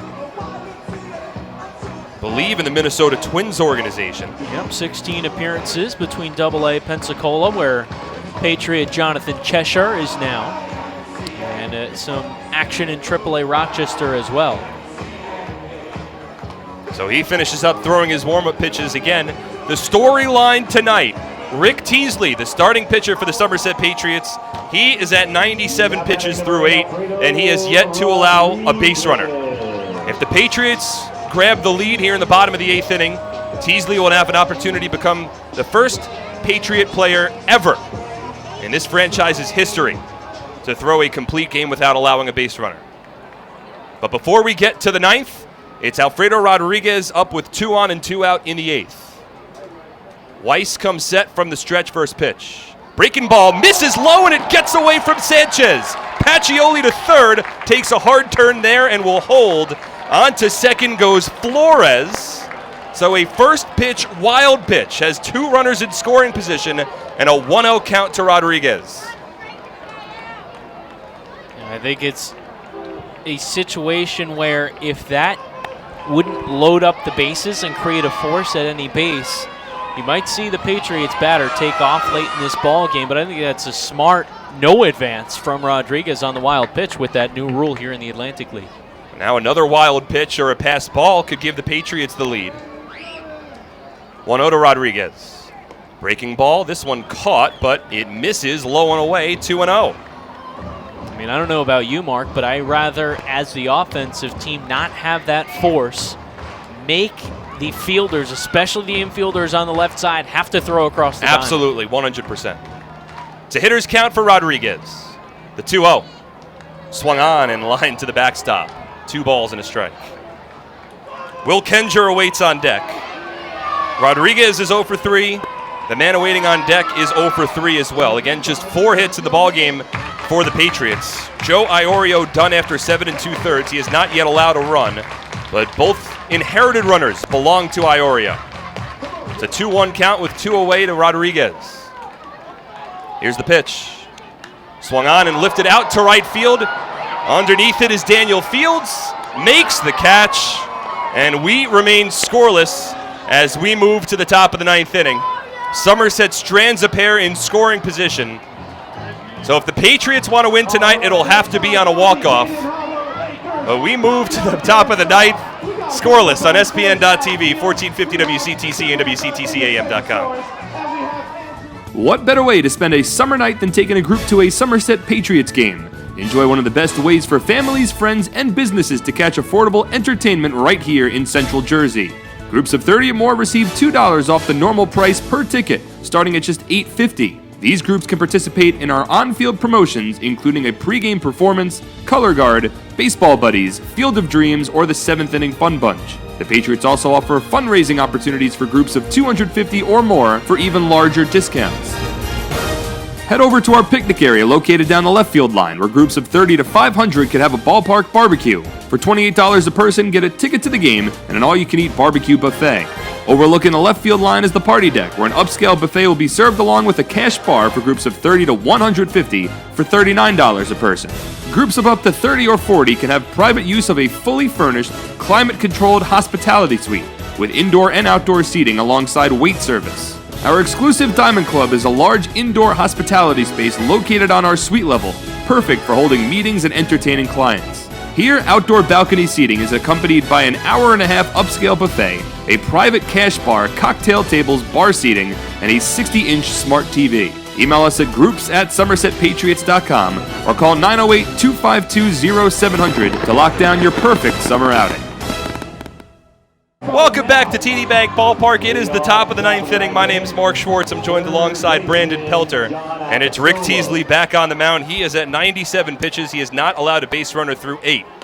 First pitch fastball to John Apostolo, taken for a called strike, 0-1. It's the bottom third of the Duck order. Teasley's faced the minimum to this point, 0-1. Apostolo swings, grounds it to short. In front of it, Rodriguez. He gloves, throws to first in time, 1 away.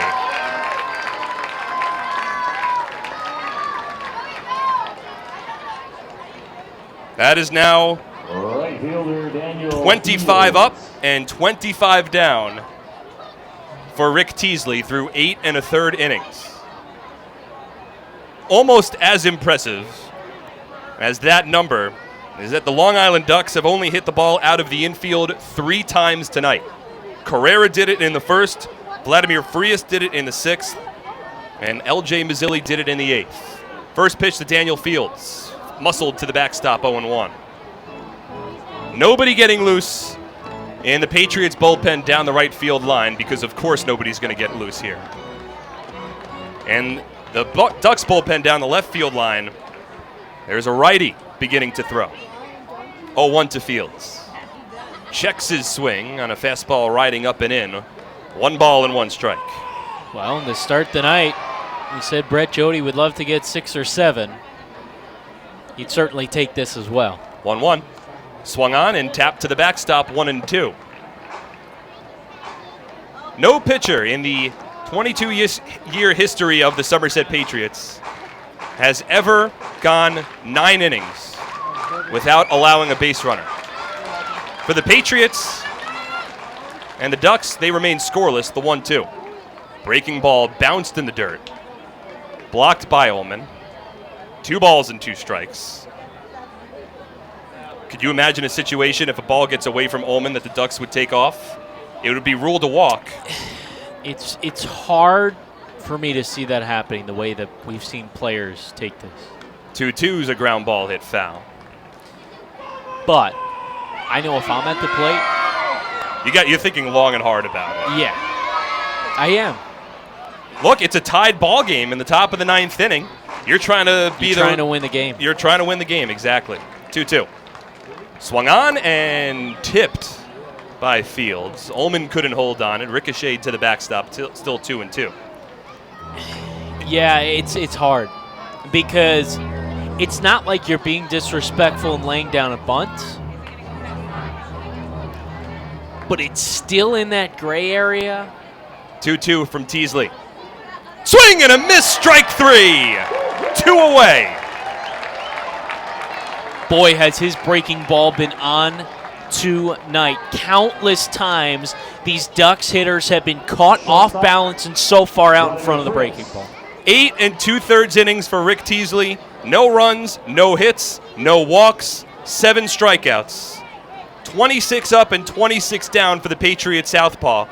And it's Vladimir Frias who digs into the right-handed batter's box. We remain scoreless at the top of the 9th inning. First pitch, swing and a miss. That fastball had a little extra giddy up to it, 0-1. Teasley, just north of 100 pitches. That was pitch number 107 of the evening, 0-1. Misses inside, almost grazes the jersey of Frias, 1 ball and 1 strike. Vladimir 0 for 2. No runs, 4 hits for the Patriots. No runs, no hits for the Ducks. 1-1 offering. Swing and a miss. Hard slider down and in to the righty. 1 ball and 2 strikes. 2 out, nobody on top of the 9th. The fans at TD Bank Ballpark begin to rise to their feet. It's a 2-strike clap. They know what's happening. The 1-2. Swung on a soft grounder, back to the mound, gloved by Teasley, throw to first in time! 27 up and 27 down for Teasley. The first pitcher in Somerset Patriots history to do so. That is a perfect 9 innings for the Somerset southpaw. We move to the bottom of the 9th inning. A run will win the game and it will clinch history for Somerset. When we return on SPN.TV, 1450 WCTC and WCTCAM.com. At Flemington Car and Truck Country, we've been satisfying customers for over 40 years, providing selection with 16 manufacturer brands plus over 500 available certified pre-owned vehicles. Convenience, with all our dealerships located on Route 202 and 31 in Flemington. And satisfaction, with positive reviews praising our business model every day. We'll never take our customers for granted. Flemington Car and Truck Country. Every day, we're here for. So many good options. Man, I'm hungry. Ooh, let's do healthy today. I think that'll work. The healthy plate. What do we have here? So many good options. What do I choose? We have veggie burger, turkey burger, fruit cup. It all sounds so good, but something's telling me veggie burger. I think I'll have the veggie burger. A lot of great choices here at the Horizon Healthy Plate concession stand.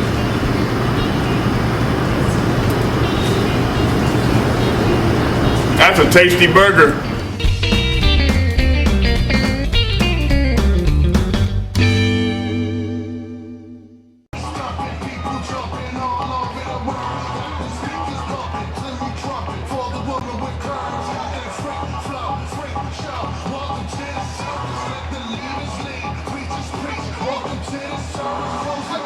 Welcome to the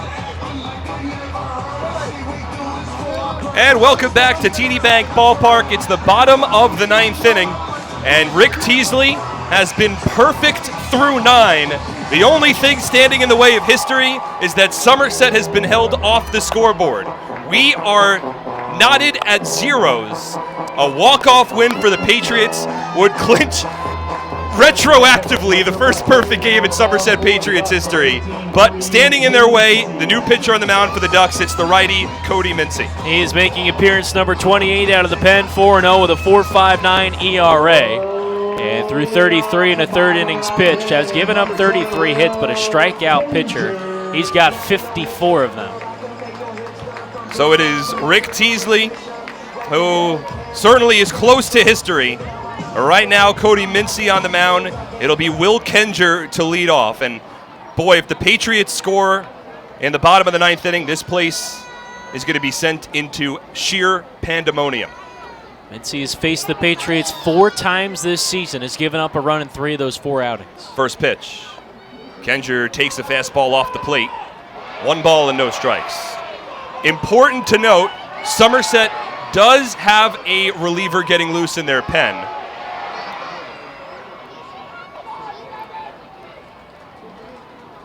It's a righty, the 1-0.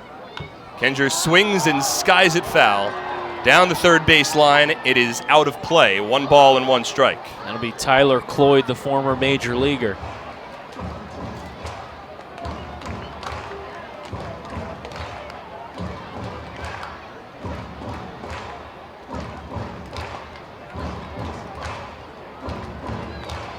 Will Kenger 0 for 3 so far today. The Patriots have been held to just 4 hits.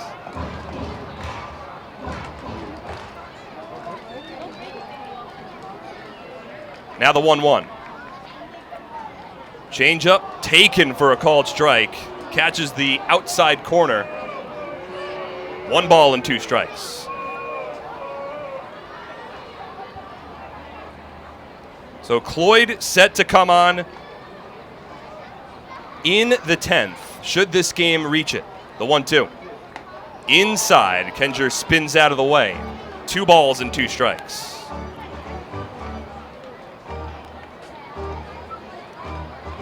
The Patriots got 2 runners in scoring position with 2 away in the bottom of the 8th inning and did not score. Will Kenger at the plate. Now the 2-2 offering.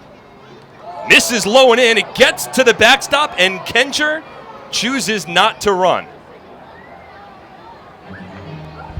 And he gave that a long, hard look as that ball made its way to the backstop.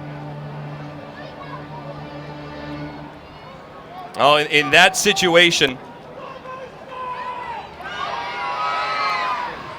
certainly could make an argument for Kenger trying to take off to put the go-ahead run and the winning run on base with a perfect game on the line.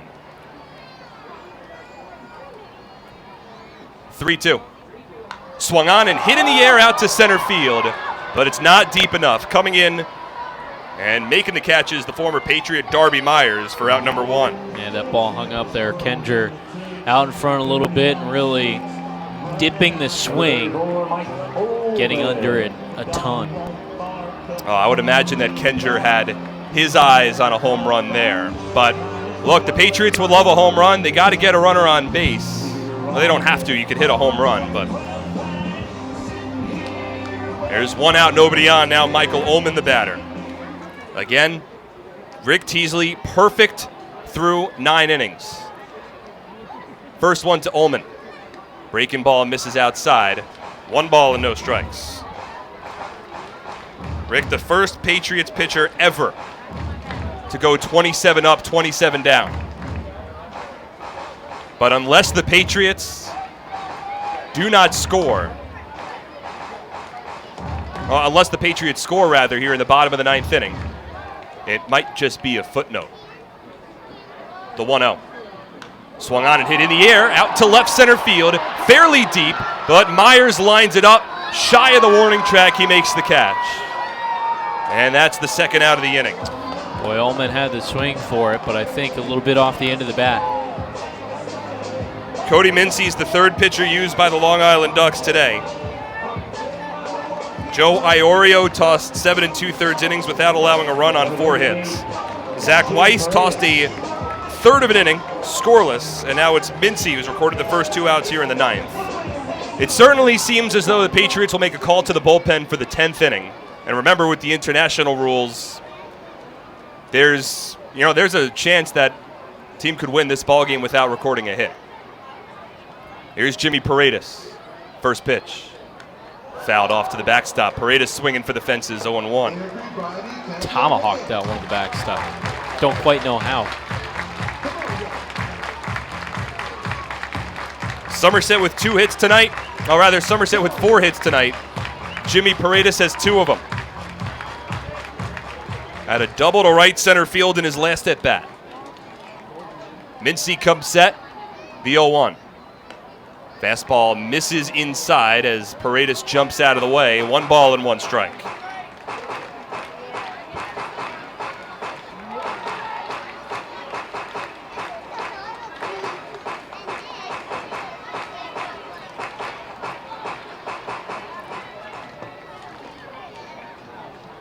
One ball, 1 strike, 2 away, bottom of the 9th, we're scoreless. Here's the 1-1. Swing and a miss. A breaking ball got Paredes well out in front, 1-2. Listen, I know if you're a Patriots hitter, you want this one for Rick Teasley for your pitcher, but you've got to stay within yourself. You can't try and do too much in this kind of spot. Edwin Espinal awaits on deck. Somerset with 3 walk-off wins this season. Outfield very deep. The 1-2. Taken low, 2 balls and 2 strikes. Rick Teasley has joined his teammates towards the top step of their dugout down the first base line. So he will not come back on the mound for the 10th. Former big leaguer Tyler Cloyd continues to loosen up in the Patriot bullpen. Somerset fans willing on their heroes. Here's the 2-2 to Paredes. Swing and a miss, strike 3. Paredes set down on strikes, and we move to extra innings. Long Island has not had a base runner through 9, but that is enough for them. We move to the 10th, still scoreless on SPN.TV, 1450 WCTC and WCTCAM.com. I'm fighting cancer. I'm fighting cancer. I am fighting cancer. I fight every day, I fight every night. Every hour. every minute, and every second. Robert Wood Johnson University Hospital Somerset and RWJ Barnabas Health, together with the Rutgers Cancer Institute of New Jersey, bring the latest research, treatments, and clinical trials close to home. We're fighting cancer. And I'm not fighting alone. Robert Wood Johnson University Hospital Somerset. Let's beat cancer together. Somerville Aluminum is proud to announce our greatest remodeling project yet. Bellari, new name, same great company.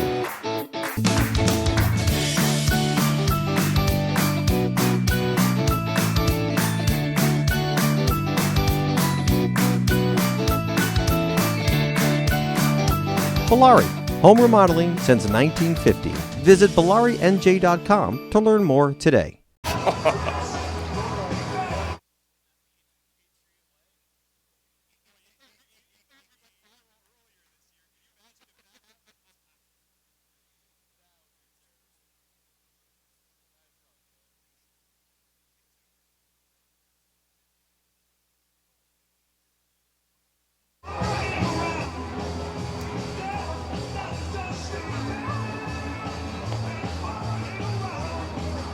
One of the most memorable games in Somerset Patriots history has occurred tonight. It is Friday, July 26, 2019. The Somerset Patriots, led by starting pitcher Rick Teasley, have tossed a perfect game through 9 innings. One hiccup. Somerset has not scored either, so we advance to the 10th, and the first base runner of the ball game for the Long Island Ducks has been awarded due to the new international rule. It'll be Vladimir Frias off of second base with nobody out and a new pitcher in the game. Here's Tyler Cloyd. Cloyd, the former major leaguer, will make his 3rd appearance here for the Patriots. has not allowed a run through 2 innings pitched, 2 strikeouts as well in his second season with the Patriots and in the Atlantic League. Was signed out of spring training for Somerset by the Seattle Mariners. Was sent to AAA Tacoma, went 2-8. Struggled a bit with a 7.34 ERA, but boy, are the Patriots happy to see him. They've lost a handful of pitchers since the start of the second half. And are hurting a little bit in the bullpen. Floyd, a starting pitcher throughout the majority of his career, has requested to be plugged into the Patriots bullpen, has tossed 2 innings as a setup man to begin his 2019 Patriots tenure. And now a situation which I know I haven't seen before, and I'm sure you haven't seen either. A perfect game into extra innings, and there are a number of permutations of ways that the Ducks can tack on a go-ahead run without potentially recording a base runner. Hey, speak for yourself. I've seen it. No. So here's the leadoff man for the Ducks, Ezekiel Carrera. First pitch from Cloyd. Swung on a ground ball top to first, and it's scooped up by Espinal in foul territory. Just a nubber down the first base line, maybe about 70 feet or so. Espinal played the short hop, but it's a foul ball. What I think was interesting, and maybe it's because Espinal knew it was foul, but immediately when he fielded that ball, his eyes shifted over to third, and he pumped a throw. Well, he has a strong arm. Had a costly throwing error, and the Patriots lost to the Lancaster Barnstormers last Tuesday. The runner at second is Vladimir Frias. He has solid speed. Cloyd from the stretch, the 0-1. Swung on a bunt down the third base line, but it will roll foul. Now no balls and 2 strikes. Keep in mind with these new second half rules, Carrera can still try and lay down a bunt, and even if it's foul, he'll get another go with an 0-2 count. Carrera has a lot of speed. He's 0 for 3 so far tonight. He is one of just 3 players that has gotten the ball out of the infield for the Ducks. He's got Frias at second. Corner infielders for the Patriots play along the cut of the infield grass. 0-2. He squares and he drops the bunt down successfully. Fielded by Cloyd, he'll throw it on to first base, and that's the first out of the inning. So that's a sac bunt, score at 1-3. It advances Frias over to third base. And now a situation where a pass ball, a wild pitch, a sacrifice fly, a run-scoring ground ball could give the Ducks the lead without them recording a base runner. Infield comes up for the Patriots. That's interesting. Somerset 6-4 in extra inning games this season. The Ducks 4-3. At the plate, Darby Myers, first pitch. Breaking ball taken low, and a big block made by Ullman behind the dish. Patriots have struggled here in extras in the second half. So far, they're 0-3 after going 6-1 in extras in the first half. All 3 of those games, I believe, were on the road. And they did not score in the 10th inning in either one of those. 1-0. Swung on a bouncer to third, over Kenger and into left field. Darby Myers has plated Vladimir Frias. That is the first hit of the game for the Long Island Ducks, and it comes in the top of the 10th inning. 1-0 Long Island. Well, if the infield's back, there's no question Kenger makes that play, and it's a hard read to make. Off the bat, he tried to time up a jump instead of taking a couple steps back. Even if he had done that, I don't know if he makes that play. But nonetheless, a hit for the Ducks. So a bouncer that just got over the outstretched leaping glove of the 6'3" Will Kenger has given the Ducks a 1-0 lead. Myers goes as the fastball misses low and in, and the transfer dropped by Mike Ullman. No throw down to second base, and Myers into scoring position. A 1-0 count with one away. The Ducks were held without a base runner over 9 innings. They now carry a 1-0 lead here in the 10th. For Darby Myers, that's his 13th stolen base of the season. He now takes a large lead off of second. It's an unearned run charged against Tyler Cloyd. Large lead at second for Myers, the 1-0. Inside, that might have hit Rivera, and it did not. Thought it might have gotten a piece. 2 balls and no strikes. I would imagine with the way that Myers' tenure in Somerset concluded, he's probably a pretty happy camper over at second base right now. Breaking up a no-hitter, breaking up a perfect game in the 10th inning. And not only doing both of those things, but also giving Long Island their first lead of the night. Rivera at the plate, the 2-0. Swung on and lifted foul down the right field line, 2-1.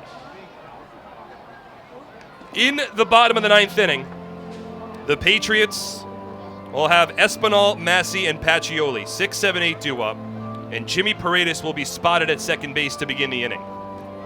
Rick Teasley is going to receive a no decision, despite throwing 9 perfect innings. He struck out 7 batters. Again, the first player in Somerset Patriots history to go 27 up and 27 down.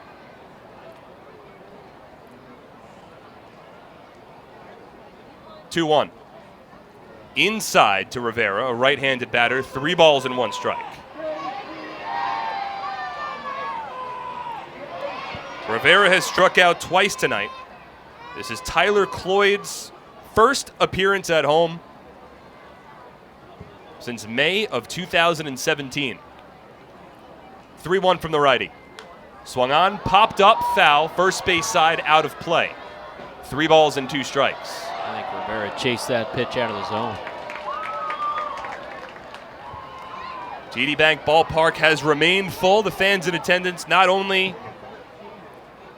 looking forward to a post-game fireworks show. Boy, they have gotten a show during the game tonight as well. 9 perfect innings from Teasley. A well-pitched game from both sides. The combination of Joe Iorio, Zach Weiss, and Cody Mincy held Somerset without a run over 9 innings. And now it's the Ducks in front 1-0 in the 10th. In another instant classic between these two Liberty Division rivals. Myers off of second to 3-2. Fastball misses low and outside, ball 4. At the first walk issued by a Patriots pitcher tonight. And now Long Island has runners at first and second, 1 away in the 10th. Already a run home, they lead 1-0. Well, if you want to look at a little positive here for the Patriots, you do set up that double play ball.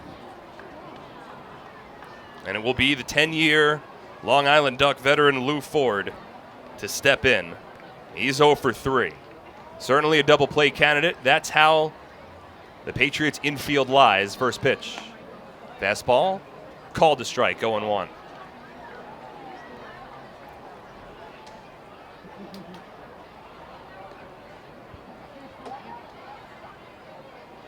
Outfield plays straight up against Ford. A .221 batter entering the ballgame. 0-1 from Cloyd. Swung on, a bouncer to short, could be 2. Rodriguez to Massey. Turned throw to first in time. Side retired. However, the damage is done. The perfect game and the no-hitter are gone. And Long Island tacks on a run in the top of the 10th. We move to the bottom of the 10th inning. It'll be 1 to tie, 2 to win for Somerset on a wild night in Bridgewater. That coming up next on SPN.TV, 1450 WCTC and WCTCAM.com. Are you ready for some family fun?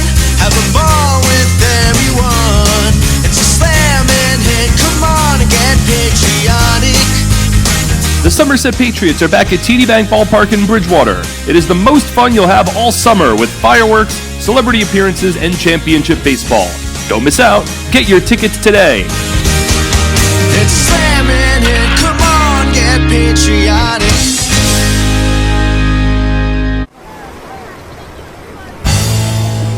It's an unstoppable force, vast and mighty. It's the 101 days of summer, and this year it's bigger than ever. The NJ team is back again. We've got 101 days of prizes with other ways to win via our social channels, text message program, VIP club, and Game Changers. Find the fun at 101daysofsummer.com from May 24th to September 1st. Anything can happen in Jersey.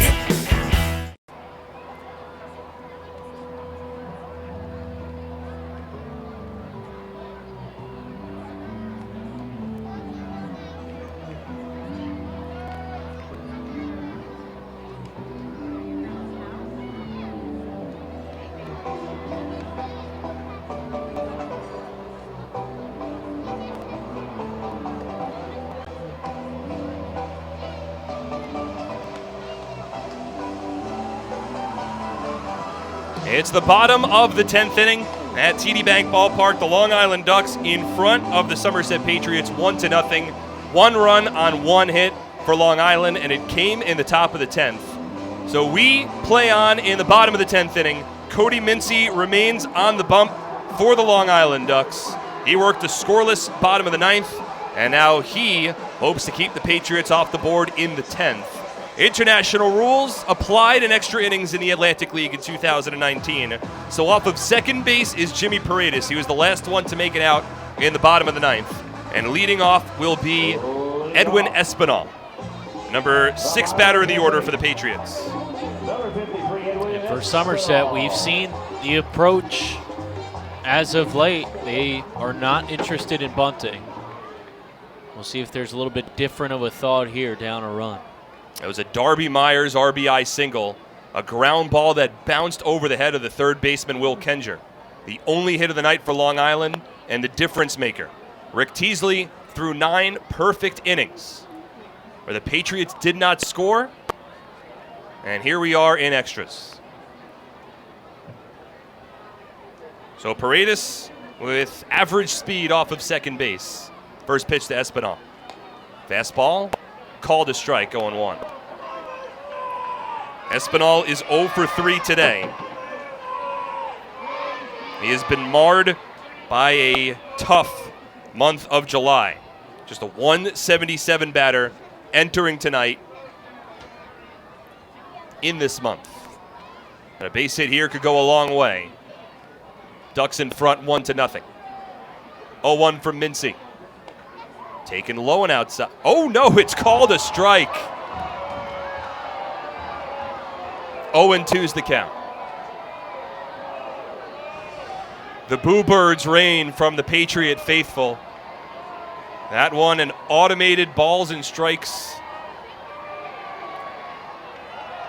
enforced strike.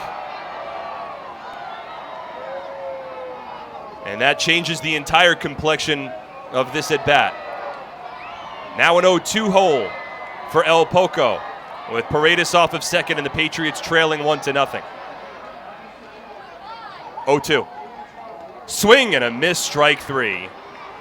Breaking ball from Mincy sets down Espinal on strikes, and there's 1 away. Again, we see Somerset opting not to lay down a bunt,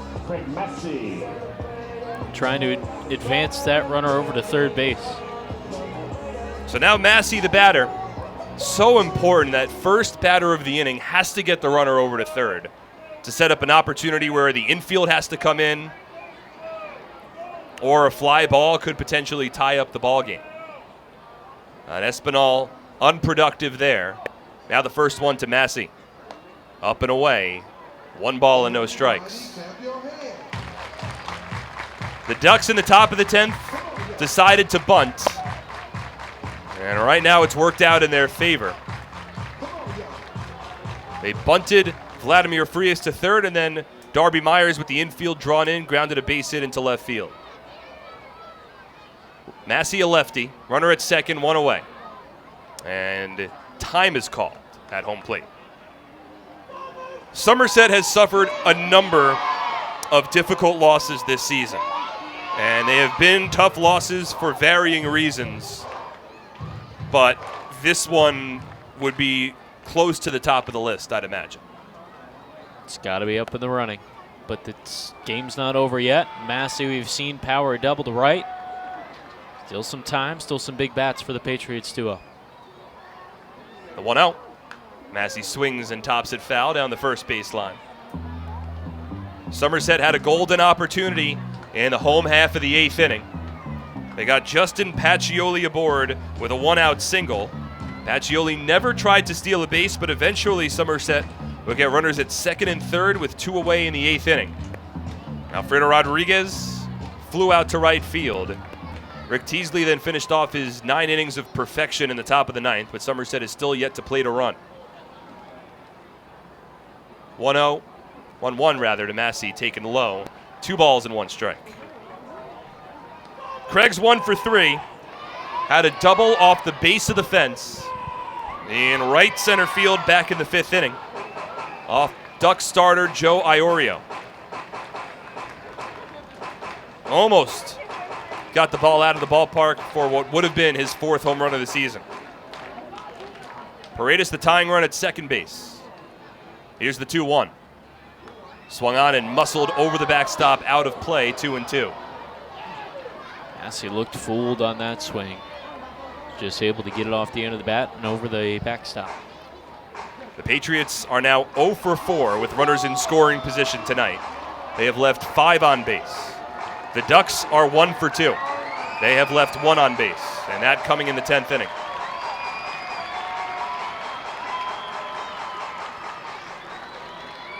Paredes continues to lead off of second, the 2-2. Swing and a miss, strike 3. Massey set down on strikes. That's back-to-back strikeouts for Cody Mincy. And there's now 2 away in the bottom of the 10th inning, and the Ducks are going to make a pitching change. Their closer as of late has been Michael Tonkin, and I would imagine that's Tonkin getting loose. And after Mincy recorded the first 2 outs of the inning, with Pacioli stepping in, Long Island is going to make a pitching change, an interesting decision here. Paredes is at second, and he has actually just been taken out for a pinch runner. So we'll get to that and more when we return. With 2 out at the bottom of the 10th, Somerset down to their final out, trailing by a run on SPN.TV, 1450 WCTC and WCTCAM.com. Attention New Jersey camps, it's time to start thinking about your summer schedule and field trips for your campers. The Somerset Patriots camp days have returned for the upcoming season. Head over to TD Bank Ballpark in Bridgewater to check out top-notch baseball for the best price in town. The 2019 camp dates are officially set for Thursday, July 18th, Wednesday, July 31st, and Wednesday, August 14th. The Patriots are welcoming camps with groups of all sizes to come out to the ballpark to enjoy America's favorite pastime. Each game begins at 11:05 a.m. and tickets start at just $8. There are also lunch options available for just $5. In addition, each camp in attendance will be welcome to return the game, and can also take advantage of our on-field programs throughout the game based on availability. So book now to ensure a memorable baseball-filled, fun-in-the-sun trip for your camp today. Give us a call at 908-252-0700 or visit somersetpatriots.com to lock down your camp's perfect summer trip. Here is Michael Tonkin. And Tonkin making his 15th appearance for Long Island, 3-1, an ERA of just .47 through 19 and a third innings pitched. Cody Mincy done after an inning and 2/3. He did not allow a base runner. He struck out 3. And now Tonkin on for the 1-out save. Important to note, the Patriots have brought a pinch runner into the ballgame. Over at second base is Scott Kelly. Certainly a lot more speed than Paredes. And Somerset needs to find a way to keep this game alive. But it'll be a tall order against Tonkin, who actually made his Long Island Ducks debut against the Patriots back in June, tossed 2 scoreless innings of relief. So standing in the Ducks' way of a 1-0 win is Justin Pacioli. He had a base hit to left center field in his last at-bat, one of just 4 hits on the night for Somerset. 2 out, runner at second. We're in the bottom of the 10th inning. Ducks lead 1-0 after Rick Teasley threw a perfect 9 innings for the Patriots. Infield plays normal depth, outfield shallow. Righty on righty matchup. Kelly off of second. Here's the first pitch. Breaking ball, called a strike, 0-1.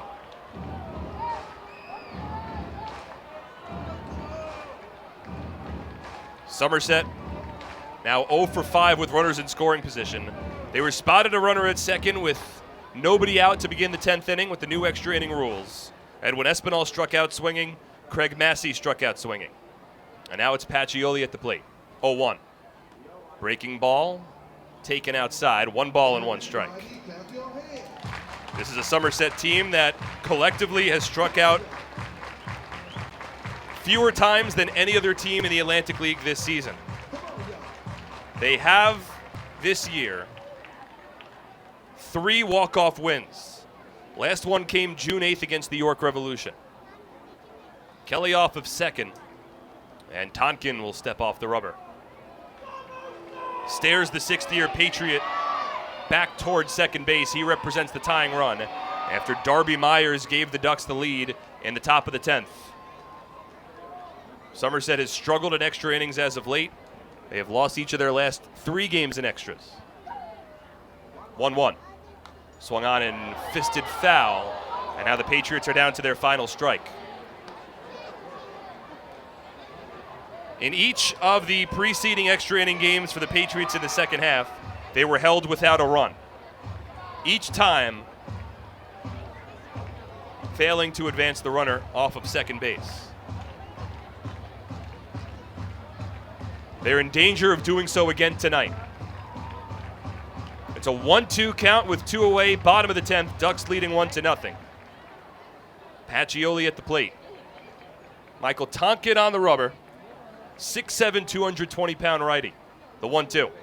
Breaking ball in the dirt, and it gets away from Sanchez. And taken off is Pacioli, and he will get to first. That's the first time that Somerset has taken advantage of the new rule in the Atlantic League.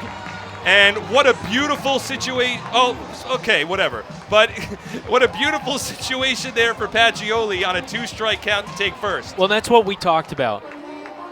In a close ball game late, that's when they're going to do it. You know, early in a ball game, you think a guy doesn't want to give up an at bat like that. But a perfect time, and Justin Pacioli or Scott Kelly, the 2 guys on base, are the 2 guys that you would expect to try it for the Patriots. The Patriots are down to their final strike, but Pacioli, quote-unquote, steals first. It is ruled a walk. That charged against Michael Tonkin, and now Mike Francoso has an opportunity to either tie up the game or potentially win it for Somerset. I wonder if Pacioli will think about taking off from first. First pitch. Pitch called a strike. Looked like a changeup from Tonkin, 0-1. Pacioli is held on at first, which is a bit interesting because that gives Mike Francoso a little more space on the right side of the infield. Yeah, it definitely is an interesting decision, but that just means they're certainly focused on him over at first and don't want to see him advance into scoring position. They're not willing to give that up. 0-1 count to Francoso. Here's the pitch. Breaking ball, taken high, 1 ball and 1 strike. Francoso does have one of the 3 walk-off winners. It was a 1-out RBI single that topped off a 3-run bottom of the 10th inning for the Patriots back on June 8th. He's got the tying run 90 feet away from home. That's Scott Kelly. The winning run off of first base, Justin Pacioli. Excellent speed for Somerset. 1-1. Breaking ball drops in. That's a called strike. And for the second time tonight, Somerset is down to their final strike. Francoso 0 for 3. It's been an emotional month of July for the second-year Patriot, making his return to the lineup after he wasn't sure if he was going to play again. Shifted into a player-coach role back on June 19th. He's in the starting lineup as the DH, batting 9th tonight for the Patriots. 1 ball, 2 strikes, 2 away, bottom of the 10th. Here's the pitch. Swung on and tapped foul. A cue shot off the end of the bat, and Francoso stays alive.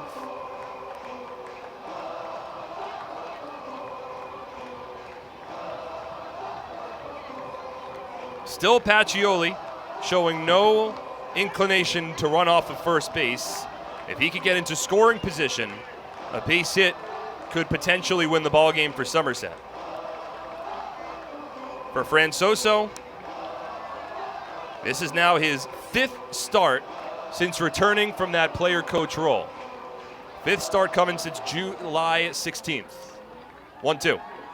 Swing and a miss, strike 3. Tompkins sets down Francoso, and the Long Island Ducks have won tonight's ball game 1-0 in a game in which the Patriots got 9 perfect innings out of Rick Teasley. Disappointing for Somerset. I don't think there's much else you can say. A game like that. No runs for the Patriots at the bottom of the 10th. No hits, no errors, and 2 runners are left on base. A crushing defeat for Somerset in a season that has had a good deal of them. So we'll step aside when we come back. The Flemington Department Store postgame show will wrap up one of the wilder evenings at TD Bank Ballpark this season and of recent memory. That coming up next on SPN.TV, 1450 WCTC, and WCTCAM.com. So many good options. Man, I'm hungry. Ooh, let's do healthy today. I think that'll work. The healthy plate. What do we have here? So many good options. What do I choose? We have veggie burger, turkey burger, fruit cup. It all sounds so good, but something's telling me veggie burger. I think I'll have the veggie burger. A lot of great choices here at the Horizon Healthy Plate concession stand.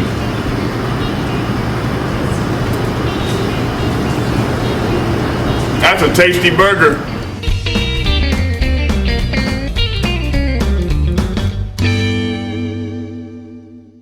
So many good options. Man, I'm hungry. Ooh, let's do healthy today. I think that'll work. The healthy plate. What do we have here? So many good options. What do I choose? We have veggie burger, turkey burger, fruit cup. It all sounds so good, but something's telling me veggie burger. I think I'll have the veggie burger. A lot of great choices here at the Horizon Healthy Plate concession stand.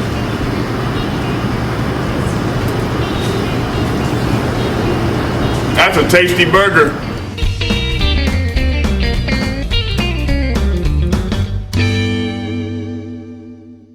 So many good options. Man, I'm hungry. Ooh, let's do healthy today. I think that'll work. The healthy plate. What do we have here? So many good options. What do I choose? We have veggie burger, turkey burger, fruit cup. It all sounds so good, but something's telling me veggie burger. I think I'll have the veggie burger. A lot of great choices here at the Horizon Healthy Plate concession stand.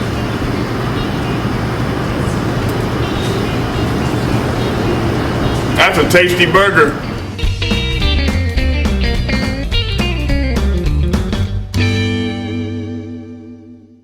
So many good options. Man, I'm hungry. Alongside Brandon Pelter on the Flemington Department Store postgame show. Flemington Department Store, the area's best selection of quality clothing, flooring, furniture, and footwear found in our 2-acre showroom located on Route 31, north of the Flemington Circle. Flemington Department Store.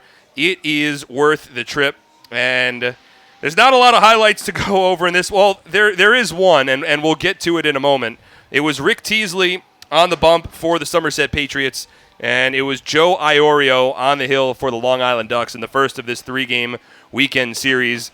And simply put, Brandon, we had ourselves a pitching masterclass from both sides, but certainly from Rick Teasley. Yeah, all around, both Joe Iorio and Rick Teasley turning in absolutely impressive performances, but Teasley, perfect through 9 innings at 110 pitches, did not continue on into the 10th, but 7 strikeouts, no walks. The command was there. The only at-bat that he was really close to walking a batter was against T.J. Rivera, was down 3-1, got that strike call to bring Rivera back, and then got the called third strike when Rivera, for the second time in that at-bat, thought he worked the walk. But outside of that, his breaking ball was really what kept him ahead of these Ducks hitters tonight. Each time they swung and missed, they were out in front of it, they were off balance, they were not able to pick it up. Again, Rick Teasley going 27 up, 27 down. And while he was setting down the Ducks in order, the Patriots would have a couple of scattered opportunities against Long Island righty Joe Iorio. They got a 1-out base hit in the second inning, did not score. In the 5th, Craig Massey nearly hit his 4th home run of the season, a double off the base of the right center field fence. Stayed within the confines of the ballpark, and the Patriots were not able to plate Massey from second base. That kept the game scoreless. In the bottom of the 7th, Somerset would get a 2-out double from Jimmy Paredes, once again getting a runner into scoring position. But Edwin Espinal flew out to center field to retire the side. And then one of the better opportunities for the Patriots came in the 8th. A 1-out base hit from Justin Pacioli, a 2-out walk from Alfredo Rodriguez, and then a wild pitch put Pacioli at third and put Flores at second with 2 away in the bottom of the 8th inning. Rick Teasley was perfect through 8, and a run there for Somerset would have set up an opportunity where the perfect game could have been finalized by Teasley in the 9th inning, but Alfredo Rodriguez flew out to right field. The game remained scoreless. In the top of the 9th, again, Teasley would get the first out of the inning on a John Apostolo ground out to short. Daniel Field struck out swinging for the second out of that inning, and then it was Vladimir Frias grounding into a 1-3 putout. And in doing so, Rick Teasley became the first Patriots pitcher in franchise history to throw 9 perfect innings, 27 up, 27 down. Not a single more thing you could ask for out of the Somerset Southpaw. No, not a chance. And, stark contrast for the Patriots pitching staff and their views on this ABS system from just last night into today. Last night they were frustrated. Vince Molesky had a little bit of trouble kind of figuring things out, maneuvering around it. But you know what? Tonight, Teasley used it to his advantage. And I think as he went out in the start, kind of figured out that he could spot that breaking ball that we talked about. Same with the way Buddy Bauman did it yesterday. You can spot that breaking ball that breaks below the zone after it crosses the plate. But as it's crossing that plate, it's right there at the hollow point in the knees, and you're going to get that called strike from this ABS system. So the Patriots held off the scoreboard through 9 innings as well. They went down in order in the bottom of the 9th. And then in the top of the 10th inning, Rick Teasley was done. He threw 110 pitches over his 9 perfect innings. But it wasn't enough as the Patriots went to the 10th, and Tyler Cloyd came on for Somerset, making his 3rd relief appearance of the season. And with a runner spotted at second base to begin the inning, that was Vladimir Frias. The Ducks decided to play small ball, something the Patriots haven't done too often in extra innings this season. They got a leadoff sacrifice bunt from Ezekiel Carrera that moved Vladimir Frias over to third base. Darby Myers then at the plate, the former Patriot whose tenure in Somerset came to a bit of a questionable ending. But it was Myers at the plate who grounded one on one bounce, sort of a pseudo-Baltimore chopper over the third baseman Will Kenger, and it found its way into left field. It was the first hit of the game for the Ducks. It broke off the perfect game and the no-hitter through 9 1/3 innings, and it gave Long Island a 1-0 lead. Later in the inning, Tyler Cloyd would get Lou Ford to bounce into a 6-4-3 inning-ending double play. That retired the side and sent us into the bottom of the 10th inning, where the Patriots were spotted a base runner at second base. It was Jimmy Paredes, but Paredes would hold at second as Edwin Espinal and Craig Massey both struck out swinging against Cody Mincy. And then the Ducks would bring on a new pitcher, was Michael Tonkin, with a runner at second base. Scott Kelly was put at second as a pinch runner. Justin Pacioli took off on a wild pitch that was in the dirt. It rolled to the backstop. He's granted a walk on the play with the new rules in the Atlantic League. So the Patriots had runners on the corners with 2 away in the bottom of the 10th. Mike Francoso at the plate, and ultimately Francoso struck out swinging on a breaking ball in the dirt. And the Patriots lose tonight's ball game 1-0. And Brandon, we discussed how this would rank among some of the more difficult losses on the season for the Patriots. But, aside from that, looking at this lineup, is it start to become time for a little bit of concern with the way that these bats have played over the last couple of days? Well, you know what? I think we've had this conversation in the past, and at the beginning of this season, a couple weeks in, it was really the pitching that was the question mark, and the bats had been there, and right when we talked about it, the pitching turned around, and it's been fantastic. They've done just about all you can ask since that point in the season. So is it time to ring the alarm? I don't think so, but it's certainly they need to get going sooner rather than later. And also for this Patriots coaching staff, they've been dealt a really difficult hand with the departure of a ton of their pitchers, and it's a matter of time before they bring in some names to fill those spots. So they're just trying to navigate through in this really difficult in-between time. And that's not something you can plan for. That's not on Brett or John or Foxy or Glenn. It's just something they need to manage their way through. So ultimately, it is a Patriots loss, a difficult one tonight. Long Island wins the ball game. It's one run that is unearned on one hit, no errors, and one runner left on base for the Ducks. For the Patriots, no runs. They are shut out for the second straight ball game on 4 hits, no walks, and 7 runners left on base. The winning pitcher is Cody Mincy. He tosses an inning and 2/3 scoreless while striking out 3. He improves to 5-0 on the season. Tyler Cloyd takes the loss after allowing 1 unearned run on 1 hit and 1 walk. He drops to 0-1, and Michael Tonkin faces 2 batters, records 1 out, and gets the save, his 3rd of the season, on a night where the Patriots had a very strong crowd and a post-game fireworks show as well. For Somerset, that is now their 4th straight loss. It ties the longest losing streak of the season as they fall to 5-9 in the second half, 47-37 overall on the season. Meanwhile, the Long Island Ducks, they improved to 7-7 in the second half, 50-34 overall this year. And looking at the out-of-town scoreboard, of course, this game has gone final. 2 others have gone final. The York Revolution come from behind, and they stay red hot. They defeat the New Britain Bees 11-10 over at Peoples Bank Park. Meanwhile, the High Point Rockers are able to hold off the Sugarland Skeeters. Rockers win that one 5-4. And the only other game underway in action, the Southern Maryland Blue Crabs in front of the Lancaster Barnstormers 11-6. And again, the Ducks defeating the Patriots 1-0. So as we look at the updated standings in the Liberty Division, not a strong night for the Patriots, of course. The Ducks remain in first place with a 7-7 second half record. Meanwhile, the High Point Rockers improved to 7-9 in the second half. They remain 1 game behind the Long Island Ducks, and the Patriots and the Bees tied for 3rd, 2 games out of first place. Our next broadcast will take place tomorrow night back here at TD Bank Ballpark, as it will be a 7:05 p.m. first pitch.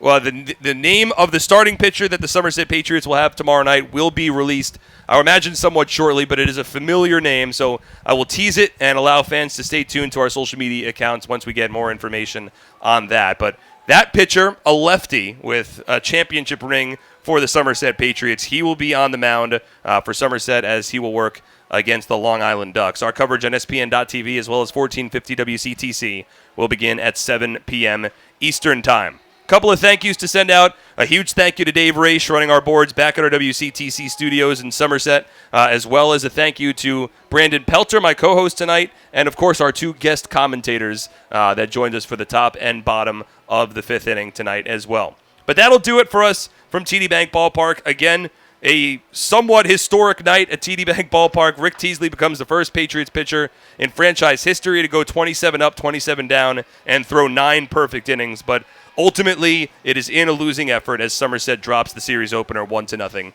to the Long Island Ducks. For everyone involved with the broadcast, my name is Mark Schwartz. Again, thank you so much for tuning in tonight. Have a pleasant rest of your Friday evening, everybody. Good night. Dave, did you can you send over that email, that inning to me? All right, I appreciate it. Thank you. All right, have a good one.